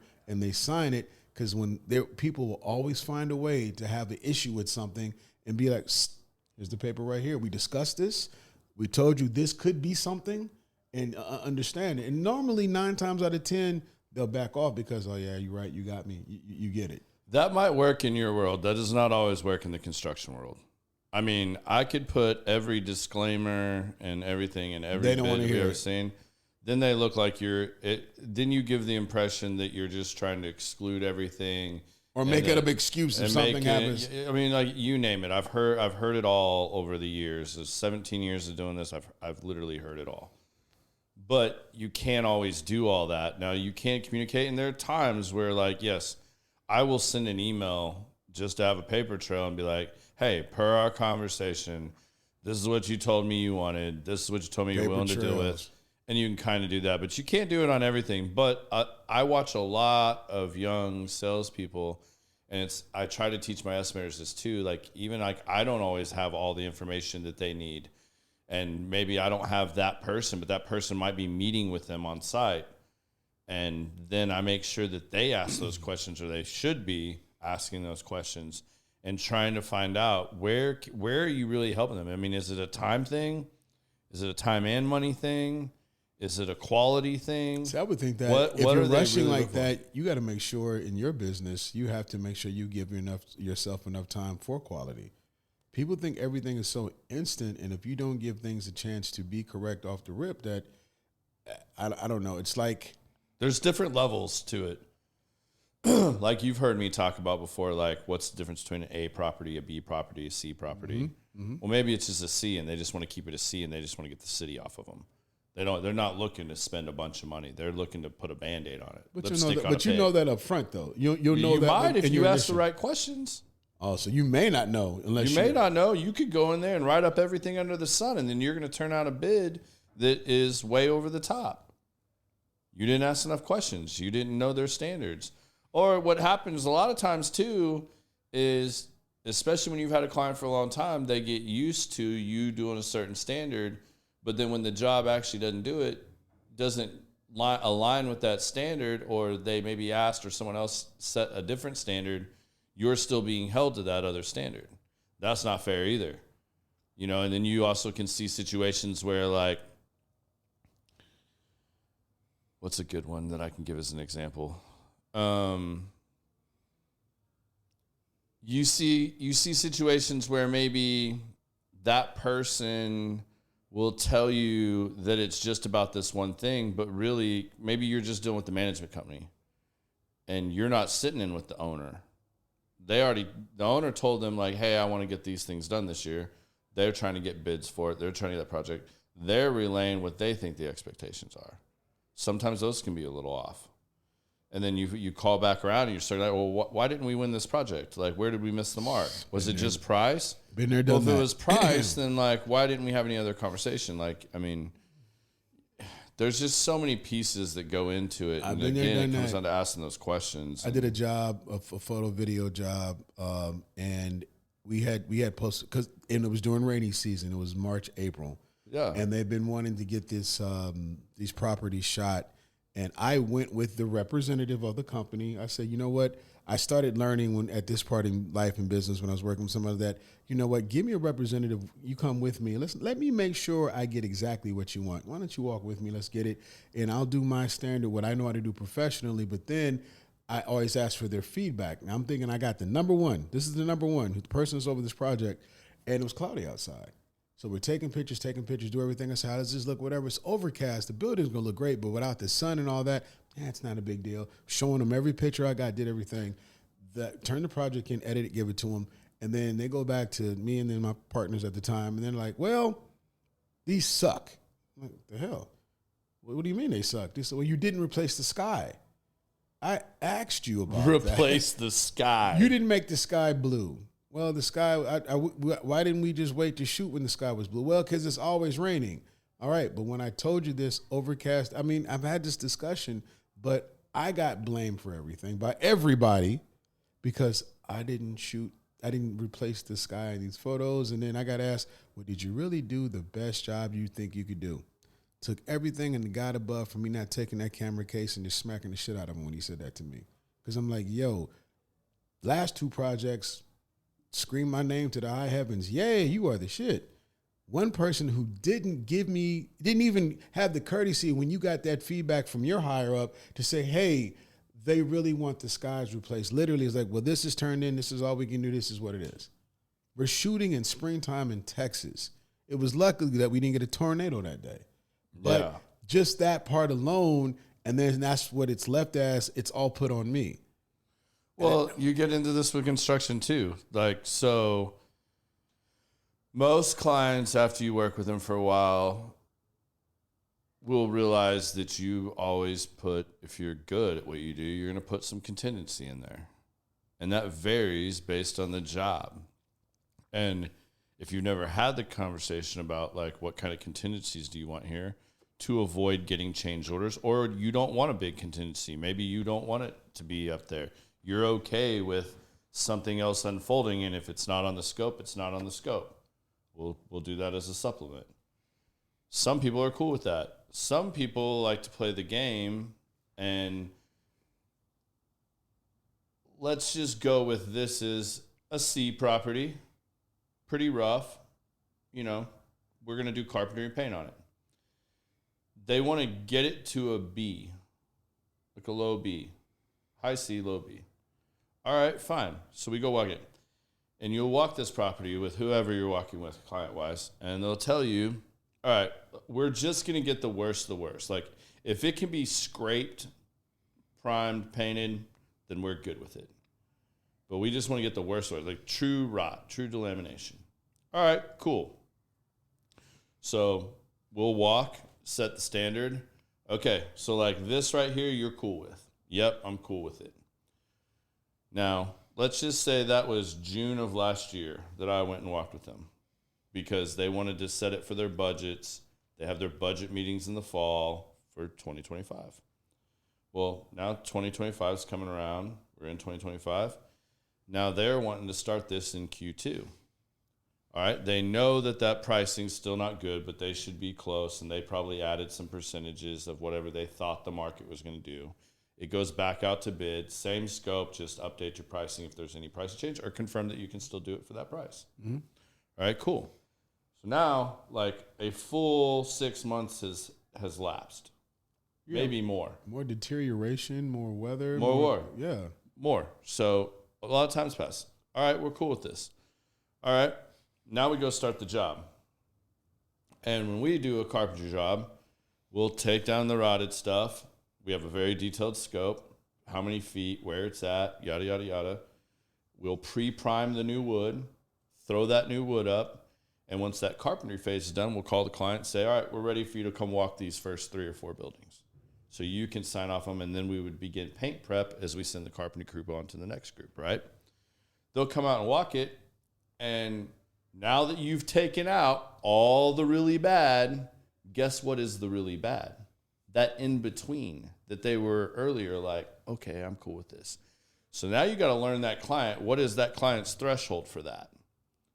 Do I need to because you'll bid yourself out of jobs if you go crazy or you get that information wrong. If I replace every single thing on here that I think qualifies as that, I'm going to bid myself out of the job or I'm going to lose money, one or the other. But if you really get to know them and get that standard and you know what contingencies you have and stuff, that way you can go, okay, I'll just take care of this. Like if that's really bothering you, I've got enough here that I can take care of that. And if that's not really bothering you over here, then we'll just scrape and paint that or whatever. It's a lot of give and take there. But that can run amok, man. Like you get a client that wants to be a dick and really take advantage of that, like that can be brutal, man. I always because say this once you take away the really bad, what was just the in between, you have the good, in between, and the bad. You take away all the bad, and they're in the middle of this, and I mean, who knows what this project is? Maybe it's $300,000-$400,000 on this property, and they're going, well, shit, man, I'm spending like $500,000 here. Like, I mean, why wouldn't you think that needs to be taken care of? Well, sir or ma'am, when we were looking at this, that was just a scrape and paint. Remember when we walked this back June last year? It might be June now, again, a whole year later, and we're in the middle of this project. How many people are going to remember the exact, and they do this for a living, they walk this shit all the time. Mm-hmm. Well, I would have never have let that not be taken care of. I mean, you can't leave me with that. Well, you can only do so much of that across the whole property, right? So you better find a way to communicate that and really nail those things down, because otherwise your reputation and your ass is the one that's going to be on the line on that. The word entitlement still is going to be my favorite word to say for years. I watch videos where it's a car guy that I follow when people try to trade in their cars to get a car from him, and they're like $25,000 upside down in a Kia and everything. So for the poor decisions they made, they come to him and they cuss him out when he's like, yo, I can't buy that car for that, or I can't trade you here because you're upside down. You're upside down, and it's not. Well, I don't think you're right. So according to me, this is what you're going to sell your car to me like. And I'm like, listening, I'm like, yo, and I know it's for entertainment purposes. I'm like, man, I couldn't be in business because I would have lost it. And these people are telling him and telling him and telling. Well, then the classic thing you get, well, I found another one. I got another guy. And the minute that he says, and he calls their bluff, he says, well, excellent. Dude, let me get off the phone and stop wasting your time so you can call the other guy. No, but I like yours better. But you want me to sell mine to you for the same price or cheaper than the other guy, but match what you say you're going to get from him. Yes. And it's like the client isn't always right. And that was some of the big arguments I've dealt with different people I've worked with. It's just that you're so busy listening to the client when they're not right, and you're not looking at the proof that I have of, hey, here's the paper trail. Here's everything. Here's the photos or the videos. Everything that we agreed upon has been done above. But because they got a wild hair or what they agreed upon at first and now things have changed, they want to be different and do not want to give you any more money. Yeah. And I said, well, my time and it's value. So if I have to, whatever but that comes with maturity in business because now I'm like, kick rocks. I'm not, every customer is not your customer. Dude, I mean, you just made me think of one where I had a job down in Austin for someone that was a good client for quite a while, and I don't do business with them anymore, and it's all over one job. So this job was a place that was kind of like a Legacy West in Austin. Okay. So, you got apartments, you got storefronts and shops and restaurants all below, right? So obviously we account for this when we see it there. Well, part of it was we had to bring in lifts to paint this main drag down through the middle where all the shops and stuff were. Everything else, fine, right? We go over the working hours, this and that, right? Well, he tells us we're fine as long as we, put the proper like barricades and stuff out and whatnot. Mm-hmm. People can still come and go. That we're fine, right? Well, then we get out there and we start meeting with the ownership and the people and all these tenants and owners of these businesses and stuff. And lo and behold, like right in the middle of this damn thing is a Starbucks, right? You know what Starbucks are like. And it's in one of those places, man. Like, well, now, are you painting the front of their store as well? Because you're painting everything. Yeah, we had to paint. So you're upgrading all these people and stuff. All of them get new paint and stuff. Like, okay. So it's helping and benefiting all of them. They don't care. All they care about the people coming in and buying their $10 coffees, or whatever, going into the Lululemon store, whatever it is. Like that's their thing. Well, we get there and we start on the job, and very first day when we finally get to this section, we had like 2/3 of the property already painted. We saved that. We wanted weather to be right, quick and easy, get in and out of there. Get out, right. Get in, get out. Well, we start working one morning and we're already in the middle of the project. We have our hours. They come out and basically tell us like, no, you have to be off the ladders at like 7 a.m. And you can't get back on the ladders till 5 p.m. And I'm like, well, hold up. Like, that means, like, if my guys got there at 5 a.m., it takes them an hour to get everything set up and ready to go, get the lifts in place, get everything. So you tell me we can paint for an hour, and then they have to come down and pull all that shit out, and then we can't paint the rest of the day till 5, come back, set up at 5, and then we can paint till, like, 7, and pull up. So I can paint 4 hours out of the day. Well, you can get everything done in one day if you got a full 12, probably. No. I mean, like, that one section is going to take, like, 3 to 4 weeks. Oh, shit. To do this whole We're talking about a building, not my living room. Like, this is a whole, like several blocks in the middle of this property, just like Legacy is set up. So I'm telling the dude, I'm like, yo, like, we can't do this. Like, we can only paint for, like, an hour at a time. Set up, take down. That leaves us an hour on each end to paint. So whatever. Like, this is going to take months. Like, we have to rent this equipment longer. We have to do all this. Like, which he has to pay for. This is going to be a change order. Yeah. He flat out refused to pay this change order and, like, made us eat shit on it.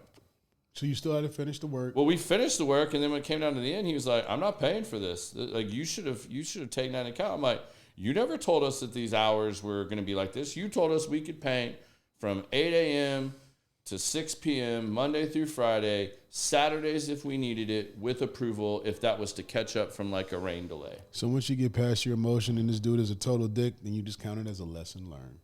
I mean, you have to, but I mean, like, those are big losses, bro. It is. I mean, I'm talking like that was probably just our cost of what we lost on that was like $30,000 or $40,000 for lifts and the extra man hours and stuff that had to be. That came out of your company's pocket. That came out of what we would have made on that job. Oh, so that could have just your profit. So profit, like, pretty much gone on this job. And it was a big-ass job. But, I mean, you think about it, most of these jobs have 10 and 10 on them. So 10 for your overhead and 10% profit. like you just ate out. You know, if that job was going to make 60, 30 of that was your overhead, 30 was your profit. Well, your profit's out of there. There's your profit gone. Because your overhead had to be covered. Now that job just broke even. You just did like a $500,000, $750,000 job for cost. That's why with my new company, when I rebrand solopreneurs, entrepreneurs, people, and things like that, I send out a very, very detailed, tell me about yourself, persona, what kind of stuff do you use at work, tools, props. I mean, I ask every question on this thing. So when I get it back and I get the questionnaire back, it's so much easier for me to develop a game plan for this photo session for this person's personal brand, because I ask questions that ain't got nothing to do with the photo shoot. But if I get a kind of sense of your personality, it makes it so much easier to convey that in photography. And I've had plenty of people say, man, nobody asked me all these questions. I said, yes, because then once we go shoot, I know you a little bit better, just based on what's on the sheet, and I bring the sheet with me to the shoot, so that way we're kind of covered. But we'll get together, and then I'll actually give my clients a little homework, a vision board.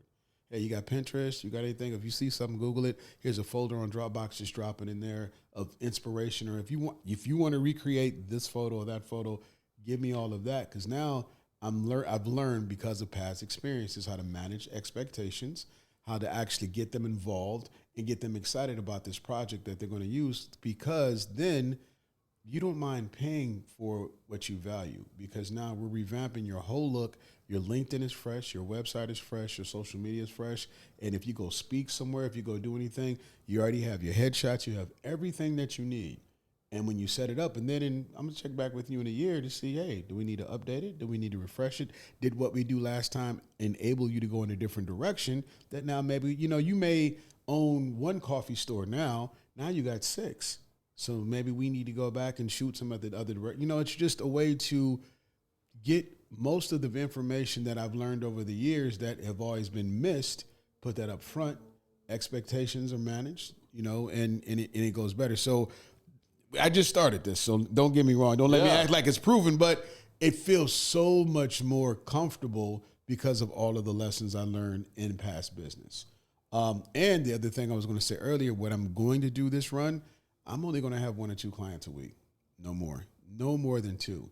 I used to, give me, because if I have 1 or 2 clients a week, then I can put all of my focus, so I have my production days and other things with Sounds like you've come to a higher definition of knowing your value. Yes. Oh, man, because it took people taking advantage of my value to understand that, and then having a self-talk with yourself. Because when you have people shit on you, then you're like, it makes you contemplate, am I really that? Then you look at all my work. If you look at this, all the happy people, and I look at my stuff, I'm like, kiss my ass. I do what I do, and this is what I do, so I'm gonna go do it. Not with you, but I'm gonna go do it. And it's the same thing, though. Like, I mean, whether you and I are talking about this is not like, you could look at this, people be like, oh, well, that was probably just a small company or person starting up. Maybe they were having a hard time. Like, no. Like, I've watched this with you over the years, just getting burnt by like a lot of some people. Big companies and stuff. Like, we're not just talking like mom and pop shop agreed to do something and then they like were difficult to get the money out of. I'm talking like I personally know of big companies. And it's the same with me. Like, I've worked with some big ass management companies, and people will ask me a question. I'll be like, man, I'm not going to talk bad about anybody because stuff changes all the time. But like, man, I'd be real careful on like getting a good portion of your contract money up front if you're going to work with that company, because they don't pay quickly, and sometimes you have to put a lien on them to get money out of them. Like, man, I'm not dealing with that bullshit. Well, the thing that I can avoid it, I'm trying to do is go back to the people that were good to me, though. Mm-hmm. And a lot of times, the worst ones are the ones that get all the attention, and the ones that were really good to work with. And because you did a good job, I'm not going back to revisit them. And that's why I love things like between YouTube University and mentors and ChatGPT and books. I mean, it's just that you learn now that I've had to create a follow-up email that automatically goes out to past clients. Hey, just catching up what's going on. I generate an email after the session, after the experience, because what is the biggest thing in the world? What's the first thing everybody goes to when they look at something? They go to the reviews. Yeah. Word of mouth, all those things. And if the the good clients, even though they may have been small, they were so good, they didn't get in your way and everybody had a great experience. Those are the ones that I need to be checking back up on. That's how you build loyalty, sure. And then instead you get them done, you're done, and it's over. It's all about relationship. You got to have a relationship with people, like communication. Yes. I got a guy that no matter if I'm looking for a car, even though he may not have what I want, I still go to him first and I give him the opportunity to go find it. My dentist, my doctor, my chiropractor. I've gone through different chiropractors and all that. And the only reason I had a chiropractor I love, he's one of my boys here, but I had to go to a different one because I need a neurologist. So he does both. That's the only reason. He's way out in freaking Flower Mound. That's like a 40-minute drive, y'all. And it's like, to go out there twice a week with him, but because of the neurology aspect and certain other things and coverage and all that, it made sense. But he's a good dude. And it's relationships. So now, before I do professional business with other people that I'm getting service from, I'm going to get to know the person that I'm doing business with. A barber. My barber. Man, I looked for a barber for like 5 years, and now I got the guy. Cuts wouldn't cut you in.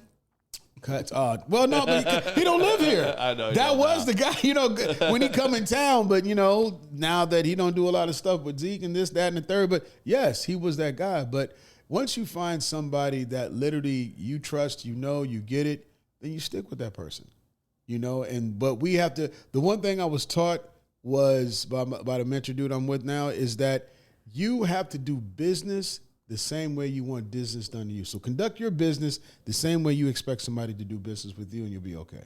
Absolutely. And that just takes a lot of self-awareness and mistakes, but such is life.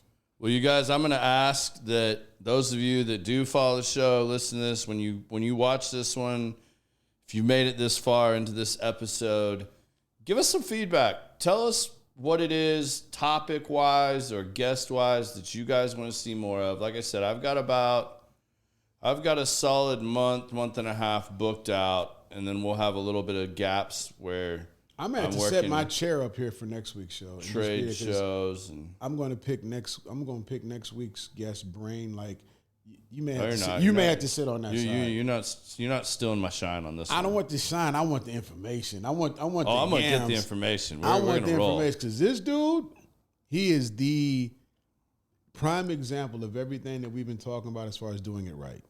And this dude is cool, man. Like, he is so interesting with the things he chooses to do and put his time into and his efforts. I want to know his discipline regimen because of everything he does. This guy is super disciplined. I can tell you that. Like, that's what I think is kind of funny and why I'm looking for this. So this guy's a member here at Industrial. I didn't know that for a long time. I ain't either. I mean, every once in a while, once I knew who he was, I would see him come in and grab some sticks. He usually doesn't stay around and smoke them here. He usually just comes in, buys the sticks, takes them home, art studio, whatever. And then he is so intriguing, but like, we met at the gym. Like, I see this dude all the time, like, 6 a.m. He has 4 or 5 major businesses, but he still goes, gets up. He has like 5 major businesses, and then like his art, which is a whole nother business although he just donates it all to one of the children's hospitals. I think Shriners or one of the, I can't remember. You guys will have to ask him.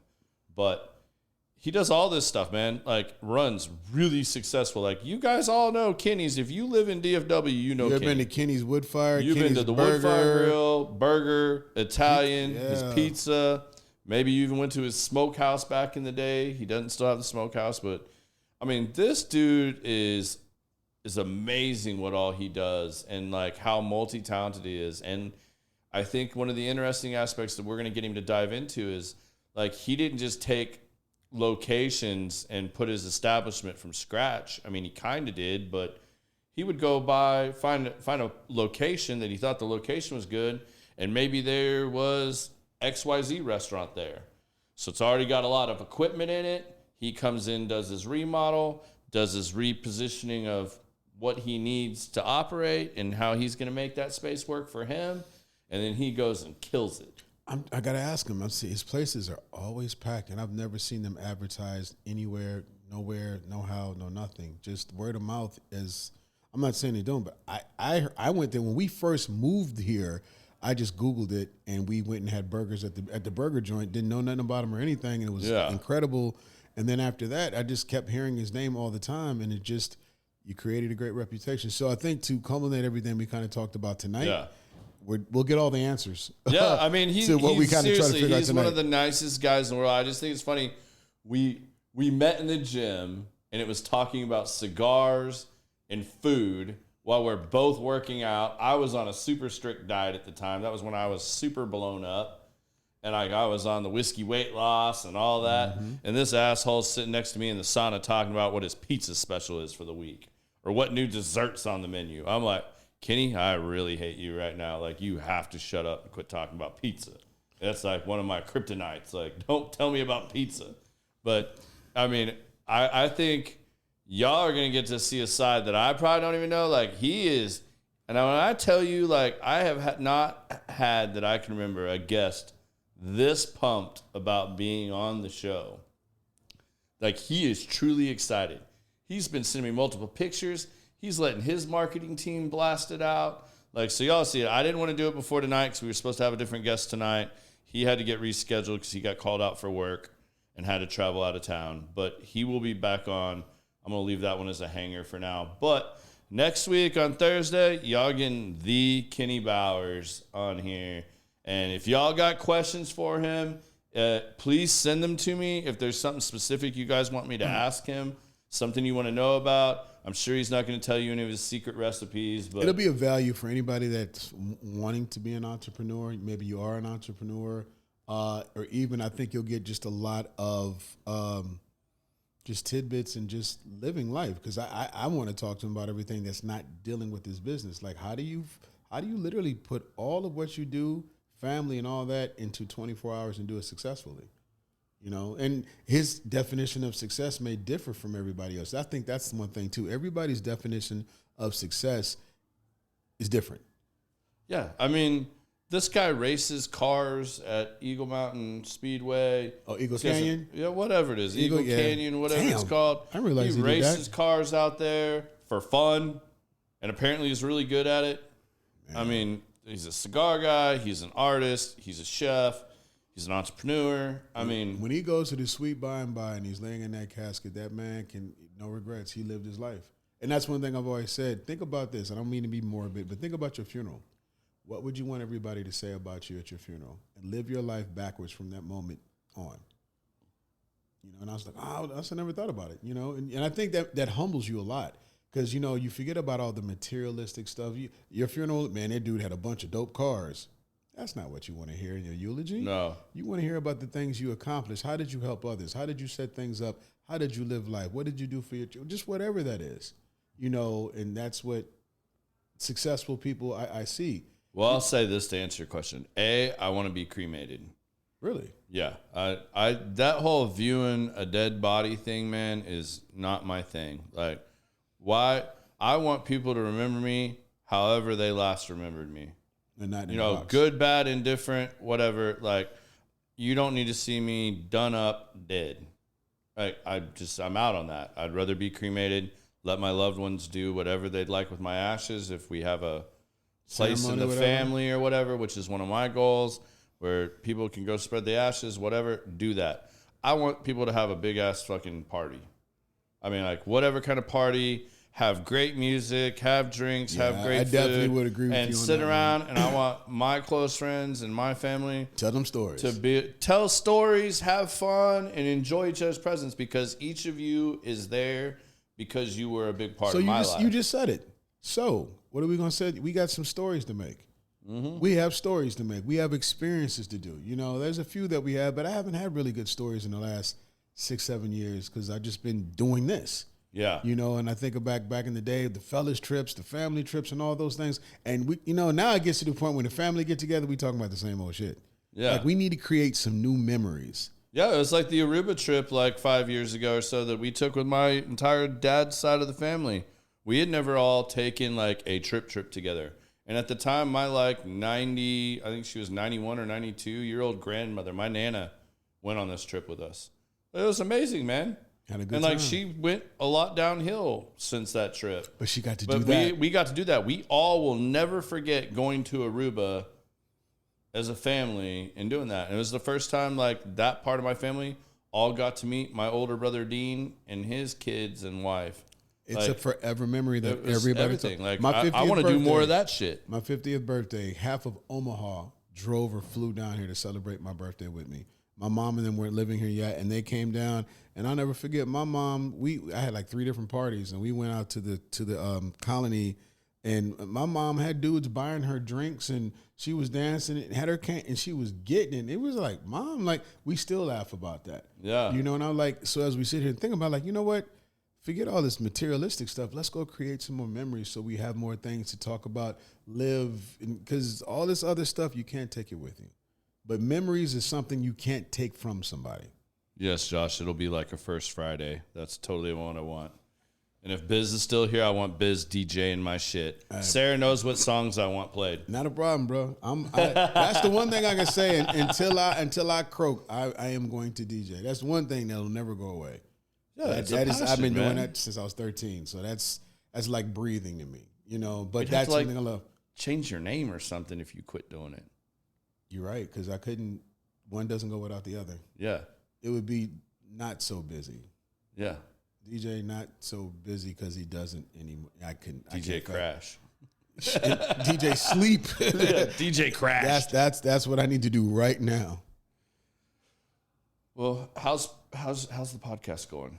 I know we're getting towards the end here, but no, you're cool. It's going. I went from once a week to twice a week. I mean, once every other week, only because of guests. I got 2 episodes to shoot tomorrow, pre-record. I think I'm starting to change a little bit as far as where it's going. It's evolving on its own, so it's still about helping people out and giving you advice in your season 2.0. But now it's really going into that phase of iron sharpens iron, where men are getting together, because I'm getting a lot of guys that are at this age are really, really responsible for a lot of people. And how do you keep your mind together as you're being responsible for these people? How do we mentor young men and women that are coming up under us using the knowledge that we have in our season 2.0? And I think it's going more towards, for me, being like, how do you start a new career, to how do you just deal and navigate with life? And you don't have to be over 50 to do it, because I've got guys that aren't 50 yet. They came on as you, giving the knowledge and everything. So I think that's the evolution. My guest that I'm recording tomorrow, Ricardo, I met him here at the lounge, and he's the one that's helping me put together the seminar that we're going to do with Broken Bow. Okay. Rent the cabin, and we're going to actually have different men from different backgrounds. So we'll have finance, we'll have fitness, we'll have spiritual, and we'll have I'm even thinking about approaching you for things like networking and speaking. I'm down. You know, I would love to have a cook like a Kenny or somebody up there to get a couple guys that can cook, and taking these different facets of life and how do we relate? How do we mix them in? It may help somebody look at a different career or just help what you want to do better.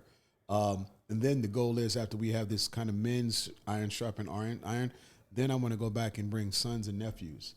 And we do it that way, just to pass it along. Because I think one of my hardest challenges is relating to my kids right now, because I'm so busy trying to grind and keep a roof over their head, and that's forever, but they're busy too.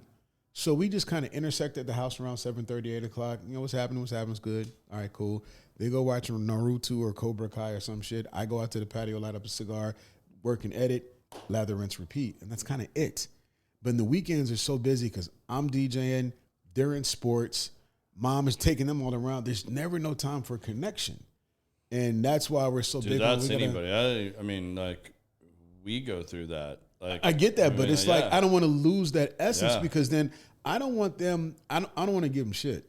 Yeah. They're going to earn everything, but I don't want them to be lost once they hit adulthood and they jump out the nest and didn't get the nurturing values of it. Because I got that because of my grandmother. I had everything I needed. And on top of that, I went straight to the Army. So getting a solid base at home on how to be an adult and then going into the Army, and they finished it off for me, I was lucky. A lot of these kids now don't get that, because when you got a 35-year-old mom with a 11 or 12-year-old already, you know, that 35-year-old mom is still trying to find her way. That 35-year-old dad, people are having kids younger and all that stuff, or people, it's just a lot. Yeah. And if you don't, even if you have no children and you're trying to survive in a world without some, I think mentorship is huge. I understand it now. Yeah. I used to really be not against, I'm not giving nobody money to tell me what to do. Then I understood the value that their knowledge and their experience had a price point on it. Yeah, absolutely. And why would I not? You're willing to pay for a blueprint for a house to build it. It's no different than giving a blueprint from somebody from their experiences.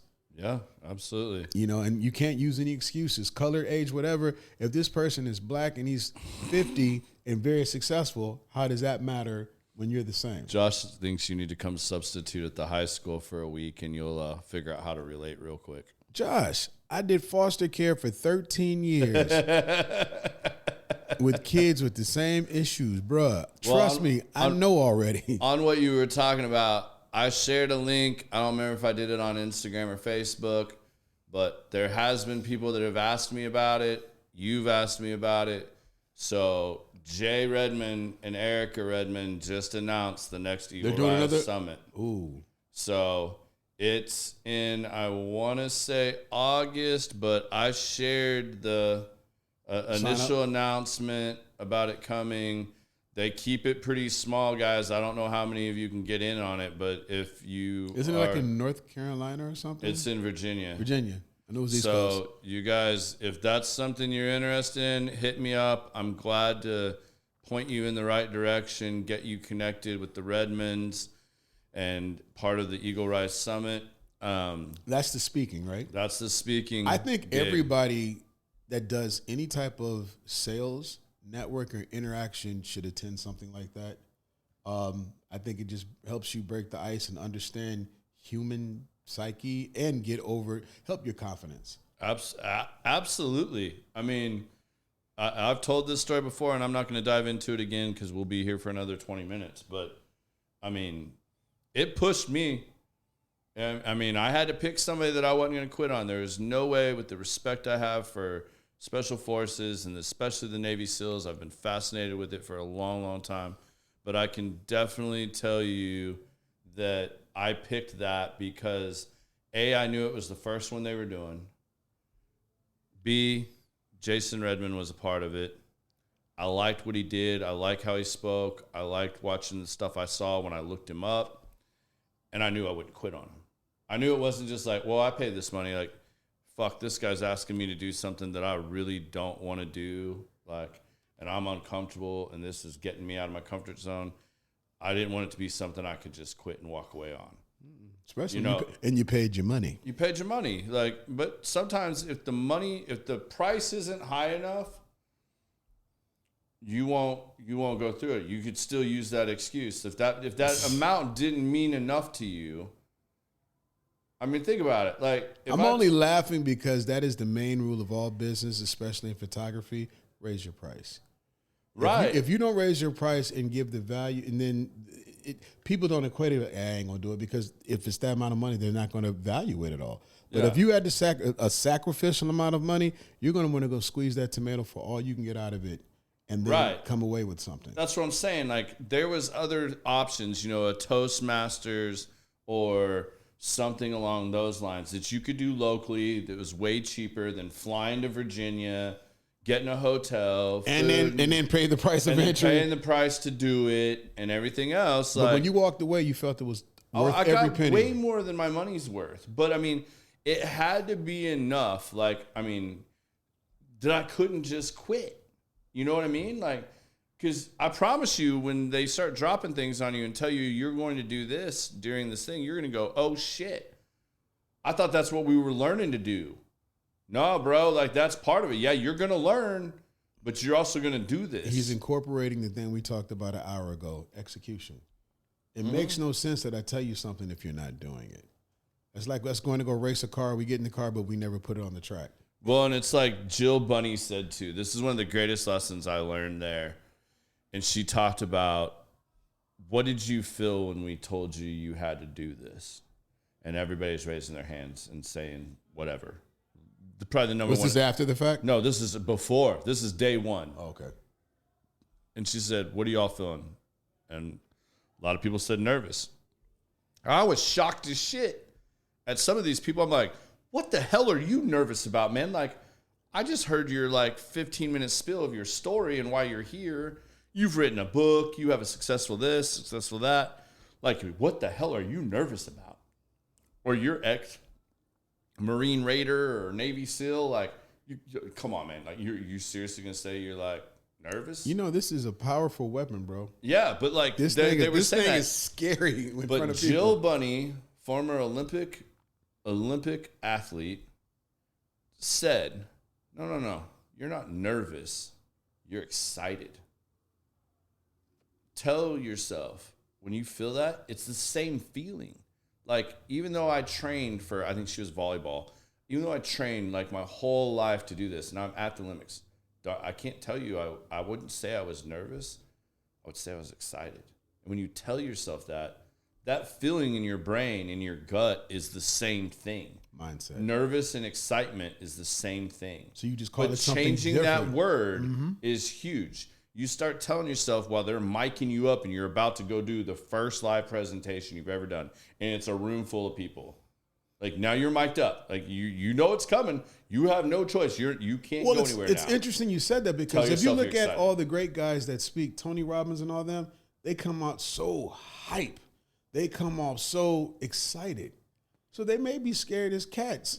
Cats in a room full of rocking chairs, but you won't be able to tell it because you got to pump yourself up for it. You got to get in that space. And as soon as you do it, the walk from backstage, I'll just call it backstage to on stage, you're going to feel like the longest walk of your life. DJing is like that. Yeah, but it's going to be like that. But you get to, I don't know. I feel like that's different. You kind of get to hide behind your turntables. Not at all, because so here's the problem with it real quick, and this will be the last point. We'll sum it up. If you know you're good. So when I first started DJing, when I came from Virginia, when you DJed in Virginia, you were performing a small concert, and everybody was riding on everything you were doing. They were riding on your mixes, your selection of music. You have a club full of people that pay $30 to get in, and you are the entertainment. You are responsible for their good time. So when you come in and you're nervous, you don't want to mess up records, am I choosing the right records and all these other things. But once you walk in with the attitude of y'all all belong to me, for the next 3-4 hours, literally, you better put on your seatbelts, you're riding with me. And for me, I zone out. I tell everybody, do not be offended because you want to come and talk to me while I'm DJing. I ain't hearing shit you saying. Because I'm literally 7 records ahead of the record I'm currently playing. I'm thinking how I'm going to bring it in. I'm thinking how I'm going to impact. I'm thinking I'm working, but I'm not working because this is my battleground. So you get so geeked up. So when you're setting up equipment and you're looking and I'm looking at everybody, who's in here? What type is this? What's going on? Whatever. And from that first note, if I know I got to come in slow because it's a chill crowd and then we amp up, or if I had a DJ competition against a famous DJ here that's been on the radio for years, I was scared shitless.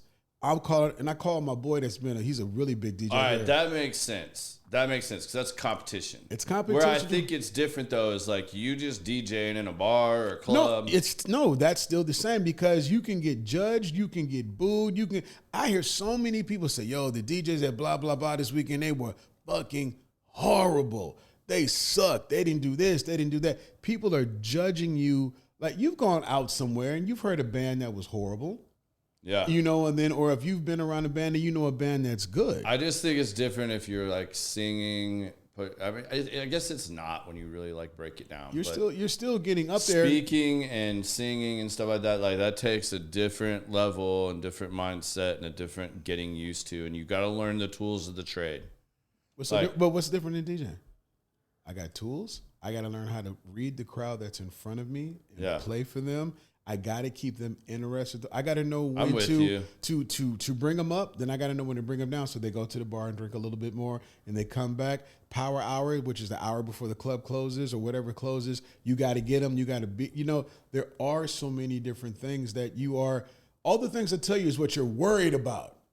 until you get there and you start going, and then you zone out and you're not afraid of them any longer because now they're riding with you. And now the crowd becomes your high.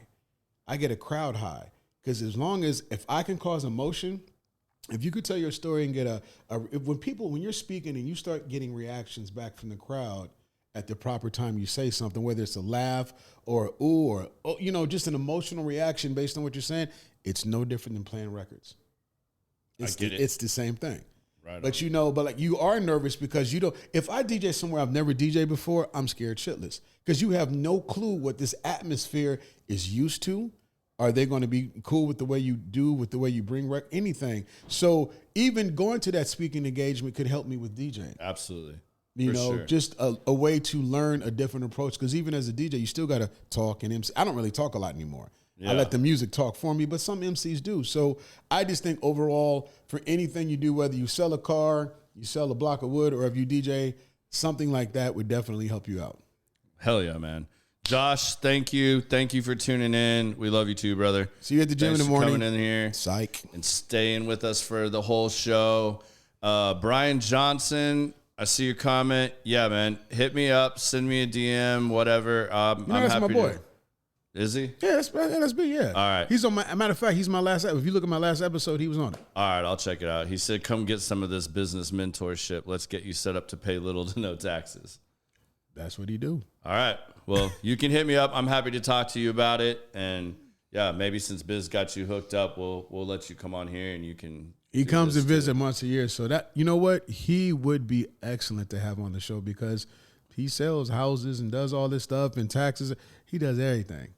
Yeah, right on, man. Y'all can toss it back and forth. Yeah, I'll talk to Biz about that when we find out when you're going to be in town. We'll make something happen. All right, y'all. Thank you for joining in. Sorry we had to just ramble and do the Biz and G thing, but apparently a lot of you like this. So you've been watching all the short videos from it. And in real life, we don't really talk this much. To each other, we do, but not to other people. Yeah, definitely. All right, well, you guys, I'm going to post it up probably tomorrow, but you guys get ready for Kenny Bowers next week. I hope you guys will join us.